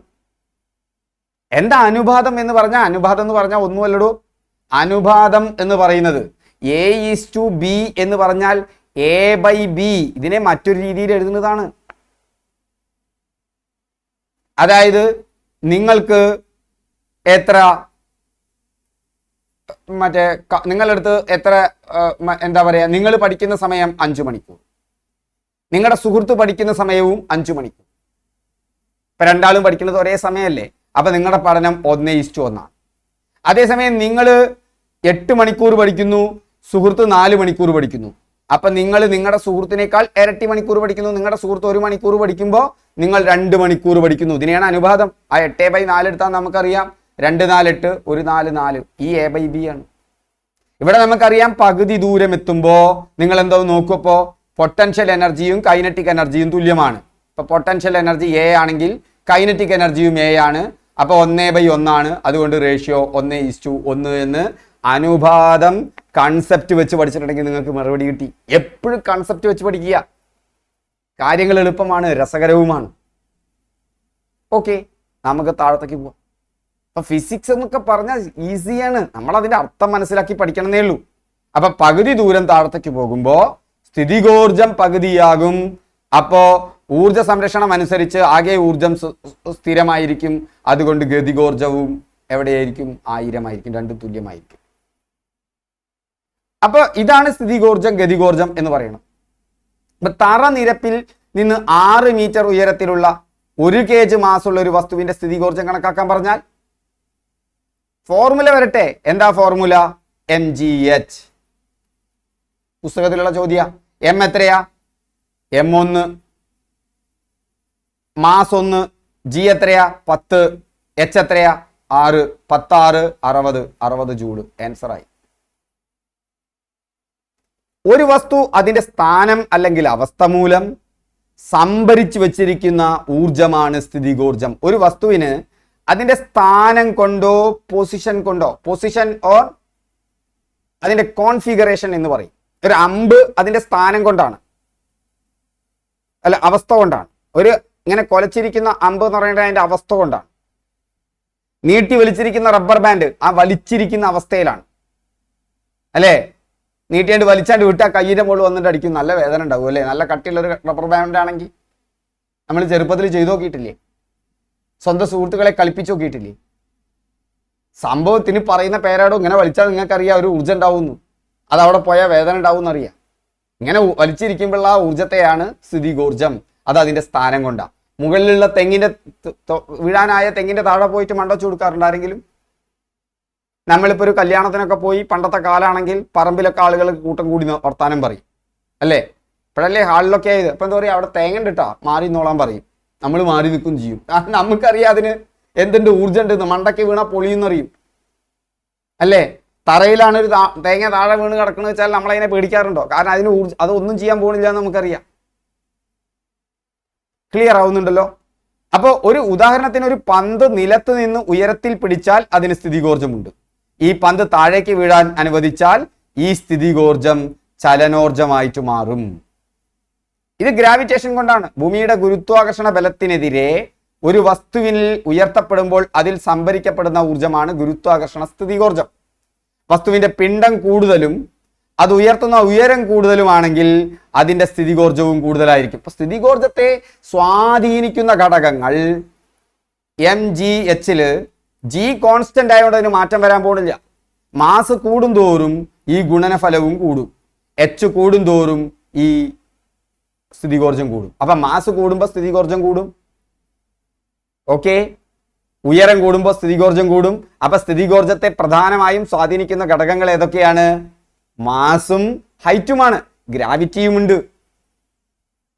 ഭൂമിയിലുള്ള ഒരു വസ്തുവിന്റെ സ്ഥിതികോർജം ആയിരിക്കില്ല ചന്ദ്രനിലുള്ള ഒരു വസ്തുവിന്റെ സ്ഥിതികോർജം. കാരണം ചന്ദ്രനിൽ സ്ഥിതികോർജം കുറവാണ്, അല്ലെ, ഗ്രാവിറ്റി കുറവാണ്. അപ്പോ നിങ്ങൾക്ക് മനസ്സിലായല്ലോ. ഇനി 9.8 വെച്ചിട്ട് നമുക്ക് ചെയ്യാം. ഇതാണ് ഏകദേശം കറക്റ്റ്. പക്ഷെ അതുപോലത്തെ ഒരു കണക്ക് വന്നാൽ അപ്പൊ 9.8 വെച്ച് ചെയ്യാം. ഇപ്പൊ നോക്കൂ, ഒരു മരത്തിൽ തൂങ്ങിക്കിടക്കുന്ന ഒരു മാങ്ങയ്ക്ക് സ്ഥിതികോർജമുണ്ട്. മാങ്ങ പഴുത്ത് താഴെ വീഴുമ്പോൾ ഈ സ്ഥിതികോർജം ചലനോർജമായിട്ട് മാറും. ഇപ്പൊ 0.5 കിലോഗ്രാം പിണ്ഡമുള്ള ഒരു പക്ഷി 5 മീറ്റർ ഉയരം നിലനിർത്തിക്കൊണ്ട് ഒരു പ്രത്യേക വേഗതയിൽ പറക്കുന്നു. നേരത്തെ കേസ് തേങ്ങ അവിടെ തന്നെ നിൽക്കുക, ബോക്സ് അവിടെ തന്നെ നിൽക്കുകയാണ്. ഇവിടെ അതല്ല, പക്ഷി 0.5 കിലോഗ്രാം പിണ്ഡമുള്ളൊരു പക്ഷി 5 മീറ്റർ ഉയരം നിലനിർത്തിക്കൊണ്ടൊരു പ്രത്യേക വേഗതയിൽ പറക്കുന്നു. ഈ സമയത്ത് അതിൻ്റെ ഗതികോർജവും സ്ഥിതികോർജവും തുല്യമാണ്. അവിടെ ഒരു സ്ഥാനത്ത് നിൽക്കുമ്പോൾ അതിന് സ്ഥിതികോർജം മാത്രമേ ഉള്ളൂ. പക്ഷെ അങ്ങനെ തന്നെ പറക്കുമ്പോൾ അതിന് എന്തുണ്ട്? സ്ഥിതികോർജവും ഉണ്ട്, ഗതികോർജവും ഉണ്ട്. അങ്ങനെ പക്ഷി പറക്കുകയാണ്, തിരശ്ചീനമായിട്ടാണ് പറക്കണമെന്ന് ആലോചിക്കുക. അവിടെ സ്ഥിതികോർജവും ഗതികോർജവും തുല്യമാണ് എന്ന് പറഞ്ഞിട്ട് പരീക്ഷയ്ക്ക് ഒരു കണക്ക് വന്നിട്ടുണ്ടെങ്കിൽ ഇത് ആവർത്തിച്ച് വന്നാൽ നിങ്ങൾ ആദ്യം ഇതിൻ്റെ എന്ത് കാണും? പൊട്ടൻഷ്യൽ എനർജി കാണും. പൊട്ടൻഷ്യൽ എനർജി കാണാൻ നിങ്ങൾക്ക് എളുപ്പമാണ്. Mass into gravity into H, അല്ലെ, ഗ്രാവിറ്റേഷണൽ കോൺസ്റ്റന്റ് ഇൻറ്റു എച്ച്. അവിടെ എം എത്രയാ? 0.5. ജി എത്രയാ? 10. എച്ച് എത്രയാ? 5. അപ്പൊ 0.5 ഇൻറ്റു 10 5, 5 ഇൻറ്റു 5 25 ജൂൾ. ഇതാണ് ഇതിന്റെ സ്ഥിതികോർജം. ഇതിന്റെ സ്ഥിതികോർജം എത്രയാണ്? 25 ജൂൾ. ഇനി ഇവിടെ പറയണത് അതിന്റെ ഗതികോർജവും സ്ഥിതികോർജവും തുല്യമാണ്. അതുകൊണ്ട് ഇതിന്റെ കൈനറ്റിക് എനർജി 25 ആയിരിക്കും, രണ്ടും തുല്യമായതുകൊണ്ട്. അങ്ങനത്തെ ഒരു കേസ്, സ്പെഷ്യൽ കേസ്. എല്ലായ്പ്പോഴും അങ്ങനെ ആയിക്കൊള്ളുന്നില്ല. ഒരു വസ്തു നിലത്തോട്ട് പതിക്കുമ്പോൾ അതിന്റെ സ്ഥിതികോർജവും ഗതികോർജവും പകുതി സ്ഥാനത്ത് വെച്ചിട്ട് തുല്യമായിരിക്കും. നിശ്ചലമായ ഒരു വസ്തു, മുകളിൽ നിശ്ചലമായിരിക്കുന്ന ഒരു വസ്തു താഴോട്ട് പതിക്കുമ്പോൾ പകുതി നിശ്ചലമായിരിക്കുന്ന വസ്തു മുകളിൽ അത് താഴോട്ട് പതിക്കുമ്പോൾ പകുതി ദൂരം കവർ ചെയ്താൽ അതിന്റെ സ്ഥിതികോർജവും ഗതികോർജവും തുല്യമായിരിക്കും എല്ലായ്പ്പോഴും. ഇവിടെ അതല്ല കേസ്. ഇവിടെ നിശ്ചലമായ പക്ഷിയല്ല, പറന്നുകൊണ്ടിരിക്കുന്ന ഒരു പക്ഷി. അപ്പൊ അതിന് ഗതികോർജവും ഉണ്ട്, സ്ഥിതികോർജവും ഉണ്ട്. പറക്കുന്നത് കൊണ്ടൊരു ചലനമുണ്ട്, അതിന് എന്തുകൊണ്ട്? സ്ഥിതികോർജമുണ്ട്. അത് നിലത്തെ എന്ത് ചെയ്യുന്നു? പ്രത്യേക വേഗതയിൽ പറക്കുകയാണ്. അപ്പൊ അതിന്റെ സ്ഥിതികോർജവും ഗതികോർജവും തുല്യമാണ്. സ്ഥിതികോർജം കിട്ടി നമുക്ക് mgh വെച്ചിട്ട് 25 ജൂൾ എന്ന് കിട്ടി. ആ സ്ഥിതികോർജത്തിന് സ്പെഷ്യൽ കേസ്, അങ്ങനെയാണ് ആ വേഗത. എല്ലായ്പ്പോഴും അങ്ങനെ ആയിക്കൊള്ളുന്നില്ല, മറ്റിടത്ത പോലെ പകുതി എത്തണ പോലെ. അപ്പോൾ അവിടെ ഗതികോർജം 25 പക്ഷെ ഗതികോർജമല്ല ചോദിച്ചിട്ടുള്ളത്, പക്ഷിയുടെ പ്രവേഗമാണ്. പ്രവേഗം എന്ന് പറഞ്ഞാൽ വെലോസിറ്റി. പ്രവേഗത്തെക്കുറിച്ച് ഞാൻ ഇപ്പൊ പറയുന്നില്ല. പ്രവേഗം എന്ന് പറഞ്ഞാൽ rate of change of displacement എന്ന് പറയും, സ്ഥാനാന്തരത്തിന്റെ നിരക്ക് എന്ന് പറയും. വെറുതെ ജസ്റ്റ് ഓർത്തു വെക്കുക. കൺസെപ്റ്റ് ഒക്കെ രസകരമാണ്, നമുക്ക് പറയാൻ സമയമില്ല, കുറച്ച് കൂടുതൽ ദൂരം പോവാനുണ്ട്.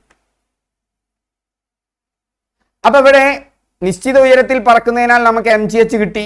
mgh പ്രകാരം ഇതിന്റെ 24.5 9.8 വെച്ചുകൊണ്ട് 24.5 ജൂളാണ്. നിങ്ങൾ 25 ജൂൾ തന്നെ എടുത്തോ തൽക്കാലം. ഓക്കെ. ഇനി ഗതികോർജവും സ്ഥിതികോർജവും തുല്യമായതിനാൽ ഇവിടെയും 25 ജൂളാണ്. അപ്പൊ പക്ഷിയുടെ പ്രവേഗം എത്രയായിരിക്കും എന്നാണ്? അതിന് കൈനറ്റിക് എനർജിക്കുള്ള സൂത്രവാക്യം mgh അല്ല. പൊട്ടൻഷ്യൽ എനർജി കൈനറ്റിക് എനർജിക്ക് തുല്യമാകുമ്പോൾ നമുക്ക് mgh വെച്ച് കാണാൻ ചെയ്യാം. പക്ഷെ കൈനറ്റിക് എനർജി മാത്രം ചോദിച്ചാലോ അതിനുള്ള സൂത്രവാക്യം ഹാഫ് mv² ആണ്. മറ്റത് mgh, ഇത് ഹാഫ് mv². എളുപ്പമാണ് ഈ ഫോർമുല ഓർത്തു വെക്കാൻ. അവിടെ ജി ഇല്ല, എച്ച് ഇല്ല, പക്ഷെ മാസ് ഉണ്ട്. വി എന്ന് പറഞ്ഞാൽ വെലോസിറ്റി, പ്രവേഗം. മലയാളത്തിൽ പ്രവേഗം, വി എന്ന് പറഞ്ഞാൽ വെലോസിറ്റി. ഓക്കെ. നിങ്ങൾ ബൈക്ക് ഓടിക്കുമ്പോൾ 40 കിലോമീറ്റർ സ്പീഡല്ലേ പോവുക? അല്ലെങ്കിൽ ഭർത്താവിൻ്റെയോ ഏട്ടൻ്റെയോ അച്ഛൻ്റെയോ പിറകിലിട്ട് പോകുമ്പോൾ അച്ഛന് സ്പീഡ് കൂടി എന്ന് പറയാറില്ലേ? ഈ സ്പീഡിന് ദിശയില്ല. അത് അങ്ങണ്ടും പോണത്, അച്ഛൻ അങ്ങോട്ട് പോയത് 40 കിലോമീറ്റർ വേഗതയിലാണ്, തിരിച്ച് ഇങ്ങോട്ട് വന്നു കഴിഞ്ഞാൽ 40 കിലോമീറ്റർ വേഗതയിലാണെങ്കിൽ നമ്മൾ എപ്പോഴും സ്പീഡ് 40 കിലോമീറ്റർ എന്നാ പറയാ. ഈ സ്പീഡിനോട് ദിശ കൂടി ചേർക്കുമ്പോഴാണ് അത് വെലോസിറ്റി ആയിട്ട് മാറുന്നത്. സ്പീഡ് തന്നെയാണ്, ദിശയോട് കൂടിയ സ്പീഡ്. അപ്പൊ അങ്ങോട്ട് പോയത് 40 ആണെങ്കിൽ ഇങ്ങോട്ട് തിരിച്ചു പോകുമ്പോൾ -40 എന്ന് പറയും. ക്ലിയർ ആയില്ലേ? കിഴക്കോട്ടുള്ള 40 പ്രവേഗം കിഴക്കോട്ടുള്ള 40 ആണ്, വടക്കോട്ടുള്ള 40 പ്രവേഗം വടക്കോട്ടുള്ള 40 പ്രവേഗമാണ്. ഇതിനെ സദിശ അളവുകൾ അഥവാ വെക്ടേഴ്സ് എന്ന് പറയും. എല്ലാം അങ്ങനെ നമുക്ക് സദിശാക്കാൻ പറ്റില്ല. അപ്പൊ ടൈം എന്ന് പറഞ്ഞാൽ സദിശ അളവല്ല, അത് അതിശ അളവാണ്. ടൈമിന് നമുക്ക് പറയാൻ പറ്റുമോ? 5 മണി, കിഴക്കോട്ട് 5 മണി, പടിഞ്ഞാറോട്ട് 5 മണി എന്ന് പറഞ്ഞിട്ട് നമ്മൾ പറയാറുണ്ടോ? പറയാറില്ല. പക്ഷെ ഒരു സ്ഥാനാന്തരത്തിന് വടക്കോട്ടും തെക്കോട്ടും പോകാൻ പറ്റും, സ്ഥാനത്തിൽ മാറ്റത്തിന്. ആ സ്ഥാനത്തിന് മാറ്റം സദിശമായതുകൊണ്ട് അതിൻ്റെ റേറ്റും എന്തെന്നെയാണ്, സദിശമാണ്. ആ റേറ്റിനെയാണ്, സമയത്തിലുള്ള അതിൻ്റെ റേറ്റിനെയാണ് പ്രവേഗം എന്ന് പറയുന്നത്. ചെറുതായിട്ടൊന്ന് മനസ്സിലാക്കുക. ഓക്കെ, നമുക്ക് ഡീറ്റെയിൽ ആയിട്ട് ഒരു ചോദ്യം വന്നാൽ നമുക്ക് ഡിസ്കസ് ചെയ്യാം. അല്ലെങ്കിൽ കോഴ്സിലേക്ക് വരിക. ഈ കോഴ്സിൽ ഇതൊക്കെ കംപ്ലീറ്റ് പറഞ്ഞുകൊണ്ട് തന്നെയാണ് നമ്മൾ തീർക്കാറ്. ഓക്കെ, അപ്പൊ ഇവിടെ വി ആണ് കണ്ടുപിടിക്കേണ്ടത്. ഈ വി ആണ് പ്രവേഗം. അതിന്റെ വർഗം കാണുക, എന്നിട്ട് അതിനെ മാസ് കൊണ്ട് ഗുണിക്കുക, എന്നിട്ട് അതിന്റെ പകുതി കാണുക. അവ ഹാഫ് mv². അപ്പോൾ കൈനറ്റിക് എനർജിയെ സ്വാധീനിക്കുന്നത്, ഗതികോർജത്തെ സ്വാധീനിക്കുന്നത് ആ ഫോർമുലയിൽ തന്നെ ഉണ്ട്. മനസ്സിലായില്ലേ? സ്ഥിതികോർജത്തെ സ്വാധീനിക്കുന്ന ഘടകങ്ങൾ ഏത് എന്ന് ചോദിച്ചാൽ mgh എന്നുള്ള ഫോർമുല ഓർക്കുന്നുണ്ടാവും. അയ്യോ, അത് ഞാൻ പഠിച്ചിട്ടില്ലല്ലോ. പഠിച്ചു കഴിഞ്ഞു. മാസ്, ഹൈറ്റ്, അത് കൂടാതെ ഗ്രാവിറ്റിയും സ്വാധീനിക്കും. ഭൂമിയിലാവുമ്പോൾ ഗ്രാവിറ്റി എപ്പോഴും 9.8 ആണ് എടുക്കുക. ഭൂമിക്ക് പുറത്താകുമ്പോൾ ഗ്രാവിറ്റിയിൽ വ്യത്യാസം വരും. അപ്പൊ 3 ഘടകങ്ങളുണ്ട്. സ്ഥിതികോർജത്തെ സ്വാധീനിക്കുന്നത് മാസ്, പിണ്ഡം, gravitational constant G, height H. Okay, അത് ഭൂമിയിലായതുകൊണ്ട് ജി സ്ഥിരമായിട്ട് എടുക്കുന്നു. അപ്പോൾ നമ്മൾ മാസും ഹൈറ്റും ആണെന്ന് പറയും. എന്നാൽ കൈനറ്റിക് എനർജിയുടെ ഫോർമുലയിൽ എന്തേ ഉള്ളൂ? Half mv². ഈ അരേനെ കൂട്ടില്ല, കോൺസ്റ്റന്റിനെ കൂട്ടില്ല. അത് അരയാണല്ലോ, അതെല്ലാറ്റിനും അരയാണ്. അതുപോലെ ഇവിടെ ജീനിയും കൂട്ടണ്ട, അത് കോൺസ്റ്റന്റ് ആണ്. എം എന്ന് പറഞ്ഞാൽ മാസും, വി എന്ന് പറഞ്ഞാൽ പ്രവേഗവും. അപ്പൊ ഈ ചോദ്യം വന്നാലും ഓർക്കണം കേട്ടാ. ഇനി കൈനറ്റിക് എനർജിയെ സ്വാധീനിക്കുന്ന ഘടകങ്ങൾ ഏതെന്ന് പറഞ്ഞു കഴിഞ്ഞാൽ ഈ ഫോർമുല ഓർത്ത് വെച്ചാൽ മതി. അയ്യോ, അത് പഠിച്ചിട്ടില്ല എന്ന് പറയരുത്. അപ്പൊ പക്ഷിയുടെ സ്ഥിതികോർജം 24.5 ജൂളാണ്. പക്ഷിയുടെ പ്രവേഗം 9.9 മീറ്റർ/സെക്കൻഡ്² ആണ്. അത് വെച്ച് നമ്മളൊന്ന് കണക്കൂട്ടി നോക്കുകയാണ്. നമുക്ക് 25 ചെയ്യാം. നമുക്ക് എന്താണ് ഉത്തരം നോക്കാം. അപ്പൊ നമുക്കിവിടെ സ്ഥിതികോർജവും ഗതികോർജവും ഇവിടെ തുല്യമാണ് എന്ന് ചോദ്യത്തിൽ പറഞ്ഞതുകൊണ്ട് ഹാഫ് mv² 25 ആണ്. അതിൽ എം നമുക്കറിയാം. പക്ഷിയുടെ ഇത് 0.5 ആണ് മാസ് എന്ന് പറഞ്ഞിട്ടുണ്ട്. v² = 25. ഓക്കെ, ഇനി ഈ v² എവിടെ നിർത്തുക? ഈ അരേനെയും 0.5 അപ്പുറത്തേക്ക് കൊണ്ടുപോകുമ്പോൾ 25 നമുക്ക് 0.5 കൊണ്ട് ഹരിക്കണം. എന്നിട്ട് 2 കൊണ്ട് ഗുണിക്കണം. ഗുണിക്കാനുള്ള 0.5 ഇവിടെ ഹരിക്കാനുള്ള 5ആയി മാറി. ഹരിക്കാനുള്ള 2 അപ്പുറത്തേക്ക് പോകുമ്പോൾ ഗുണിക്കാനുള്ള 5ആയി മാറി. 25 2 കൊണ്ട് ഗുണിച്ചാൽ എത്രയിടൂ? 50. 50/0.5 അല്ലേ? ഈ അടിയത്തെ ദശാംശ സ്ഥാനം ഇല്ലാതാക്കാൻ ഞാൻ ഈ 0.5 ഞാൻ എന്തുകൊണ്ട് ഗുണിച്ചു? ഒരു 10 കൊണ്ട് ഗുണിച്ചു. അടിയിൽ എന്തുകൊണ്ട് ഗുണിക്കുന്നുവോ അതുകൊണ്ട് തന്നെ മുകളിലും ഗുണിക്കണം. ഇപ്പോൾ ഇവിടെ 10 കൊണ്ട് ഗുണിച്ചു. അപ്പൊ 500/0.5 × 10 5. 500/5 നമുക്ക് എത്ര കിട്ടി? 100 എന്ന് കിട്ടി. അപ്പൊ v² 100 ആണ്. അപ്പൊ v = √100. √100 എന്ന് പറഞ്ഞാൽ 10. സ്ക്വയറും റൂട്ടും അറിയില്ലേ? നമുക്കൊരു ക്ലാസ് പിന്നീട് വെക്കാം. കിട്ടി ഫോർമുല 10. ഗുണിക്കാനും ഹരിക്കാനും പറഞ്ഞാൽ മതി. ആ 10ന് തുല്യമായൊരു വില അവിടെ തന്നിട്ടുണ്ടായിരിക്കും. അത്രേ നിങ്ങൾ ചെയ്യേണ്ടുള്ളൂ. ആ 10ന് ഏകദേശം അടുത്ത് ഉള്ള ഒരു വില നിങ്ങൾക്ക് അതിൽ തന്നിട്ടുണ്ടായിരിക്കും. 10ന് ഏകദേശം അടുത്ത വിലയല്ലേ? 9.9 കണ്ടു. 98 √98 ഏകദേശം. നമ്മൾ 10 എടുക്കുന്നത് ഗുണിക്കാൻ എളുപ്പത്തിന് വേണ്ടിയിട്ടാണ്. അപ്പോൾ അതിന്റെ വേഗത നമുക്ക് കിട്ടി. വി കിട്ടി 9.9 കിട്ടി. ഈ കണക്കൊന്ന് ശ്രദ്ധിച്ചോട്ടാ. പരീക്ഷയ്ക്ക് ചോദിച്ചേക്കാം. അടുത്ത പരീക്ഷയ്ക്ക് ചോദിക്കാൻ ധാരാളം സാധ്യതയുണ്ട്. കാരണം മറ്റ് 2 ചോദ്യങ്ങളും പരീക്ഷയ്ക്ക് വന്നു. മറ്റ് 2 ചോദ്യങ്ങൾ. ഇനി 3ാമത്തെ ചോദ്യം കൂടിയേ വരാനുള്ളൂ. സാധ്യതന്റെ ഇങ്ങനത്തെ സാധ്യതയുള്ള ഒരുപാട് കണക്കുകൾ ചെയ്യുമ്പോഴാണ് നിങ്ങൾ റാങ്ക് ലിസ്റ്റിലോട്ട് മുകളിലേക്ക് പോവുക. അതിന് ഏറ്റവും നല്ല എന്താ? ആ ക്വസ്റ്റ്യൻ പേപ്പർ എടുത്ത് അതിന്റെ ഭാഗവുമായി പരമാവധി കാര്യങ്ങൾ നമ്മൾ ചെയ്യാം. നമ്മുടെ കോഴ്സിലേക്ക് വന്നാൽ നമുക്ക് വരാൻ പോകുന്ന എക്സാമുകളുടെ മുഴുവൻ കണക്റ്റഡ് ഫാക്ട്സ് 1 വർഷം കൊണ്ട് നമ്മൾ കവർ ചെയ്യും. അത് പ്രാക്ടീസ് ചെയ്യും. 2000 മുതൽ 2024 വരെയുള്ള ചോദ്യങ്ങൾ ഇതേപോലെ നമ്മൾ പ്രാക്ടീസ് ചെയ്യും. പിന്നെ അവിടെ നമുക്ക് മാർക്ക് പോകാനാ? ഓരോ ബാച്ചിൽ നിന്ന് അടുത്ത ബാച്ചിക്ക് പോകാൻ 80% മാർക്ക് വേണം. തുടക്കത്തിൽ നിങ്ങൾ ചേരുമ്പോൾ അരമണിക്കൂർ പഠിക്കാനുള്ള സൗമനസ്യവുമായി വന്നാൽ മതി. ഒരു ഹാബിറ്റ് ട്രാക്കർ എന്ന് പറഞ്ഞൊരു സാധനം ഉണ്ട്. അത് സ്ഥിരമായിട്ട് പൂരിപ്പിക്കാനും രാവിലെ വരുന്ന മെസ്സേജുകൾ പൂരിപ്പിക്കാനും 2-3 സൈറ്റ് നോക്കാനും ഒരു അരമണിക്കൂർ ദിവസവും തുടക്കത്തിൽ നീക്കി വെക്കാൻ തയ്യാറാണെങ്കിൽ ഞാൻ പറയുന്നു, നിങ്ങൾ ഡെഡിക്കേറ്റഡ് ആണെങ്കിൽ, ഡെഡിക്കേറ്റഡ് എന്ന് പറഞ്ഞാൽ ഈ അരമണിക്കൂർ പഠിക്കാൻ തയ്യാറാണ്, നിർദ്ദേശങ്ങളും പാലിക്കാൻ തയ്യാറാവുകയാണെങ്കിൽ നിങ്ങൾ 1 മാസം കൊണ്ട് നിങ്ങളെ തന്നെ അത്ഭുതപ്പെടുത്തിക്കൊണ്ട് 1.5-2 മണിക്കൂറിൽ പഠനം പോകും. 2-3 മണിക്കൂർ തുടക്കത്തിലേ പഠിക്കാൻ പറ്റാവുന്ന ആളുകളാണെങ്കിൽ അവർ 4-5 മണിക്കൂറിലേക്ക് തന്നെ എത്തും. എന്നിട്ട് ഓരോ ബാച്ചും കംപ്ലീറ്റ് ആക്കുന്ന രീതിയിലാണ് നമ്മുടെ കോഴ്സ്. ഓക്കെ, അപ്പൊ കോഴ്സിനെ കുറിച്ച് ഞാനൊന്ന് പറയാം. അത് കഴിഞ്ഞാൽ നമുക്ക് ക്ലാസ് തുടരാട്ടോ. കുറച്ചും കൂടിയല്ലോ ഇനി നമുക്ക് 10th ലെവൽ. ഇതെല്ലാ പ്രാവശ്യം ഞാൻ പറയും, ചിലവർ ഇങ്ങനെ പറയരുതെന്ന് പറയുന്നുണ്ട്. പക്ഷെ നമ്മുടെ കോഴ്സിലേക്കും ആള് വേണ്ടേ? യൂട്യൂബിൽ നിന്നുള്ള വരുമാനം കൊണ്ടൊന്നല്ല. എൻ്റെ കോഴ്സിൽ പെയ്ഡ് ചെയ്യുന്ന ആളുകൾ അവർ വരുന്ന വരുമാനം കൊണ്ടാണ് ഈ ക്ലാസ്സും ഈ യൂട്യൂബൊക്കെ നടക്കുന്നത്. നല്ല പരിപാടിയുള്ളൂ, നമുക്ക് വേറെ പരിപാടികളില്ലല്ലോ.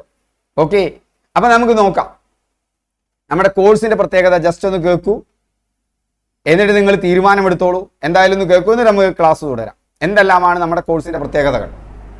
കേരള PSCയുടെ ഓൺലൈൻ കോഴ്സ് 10th ലെവൽ എക്സാമുകൾക്കുള്ള ഓൺലൈൻ കോഴ്സാണ് നമ്മൾ നടത്തിക്കൊണ്ടിരിക്കുന്നത്. 10th ലെവൽ കോഴ്സുകൾക്ക് മാത്രമായിട്ട് വന്നാൽ മതി. നമ്മൾ എന്ത് ചെയ്യണം? നമ്മൾ എപ്പോഴും മൾട്ടി ടാസ്കിങ് എടുക്കരുത്.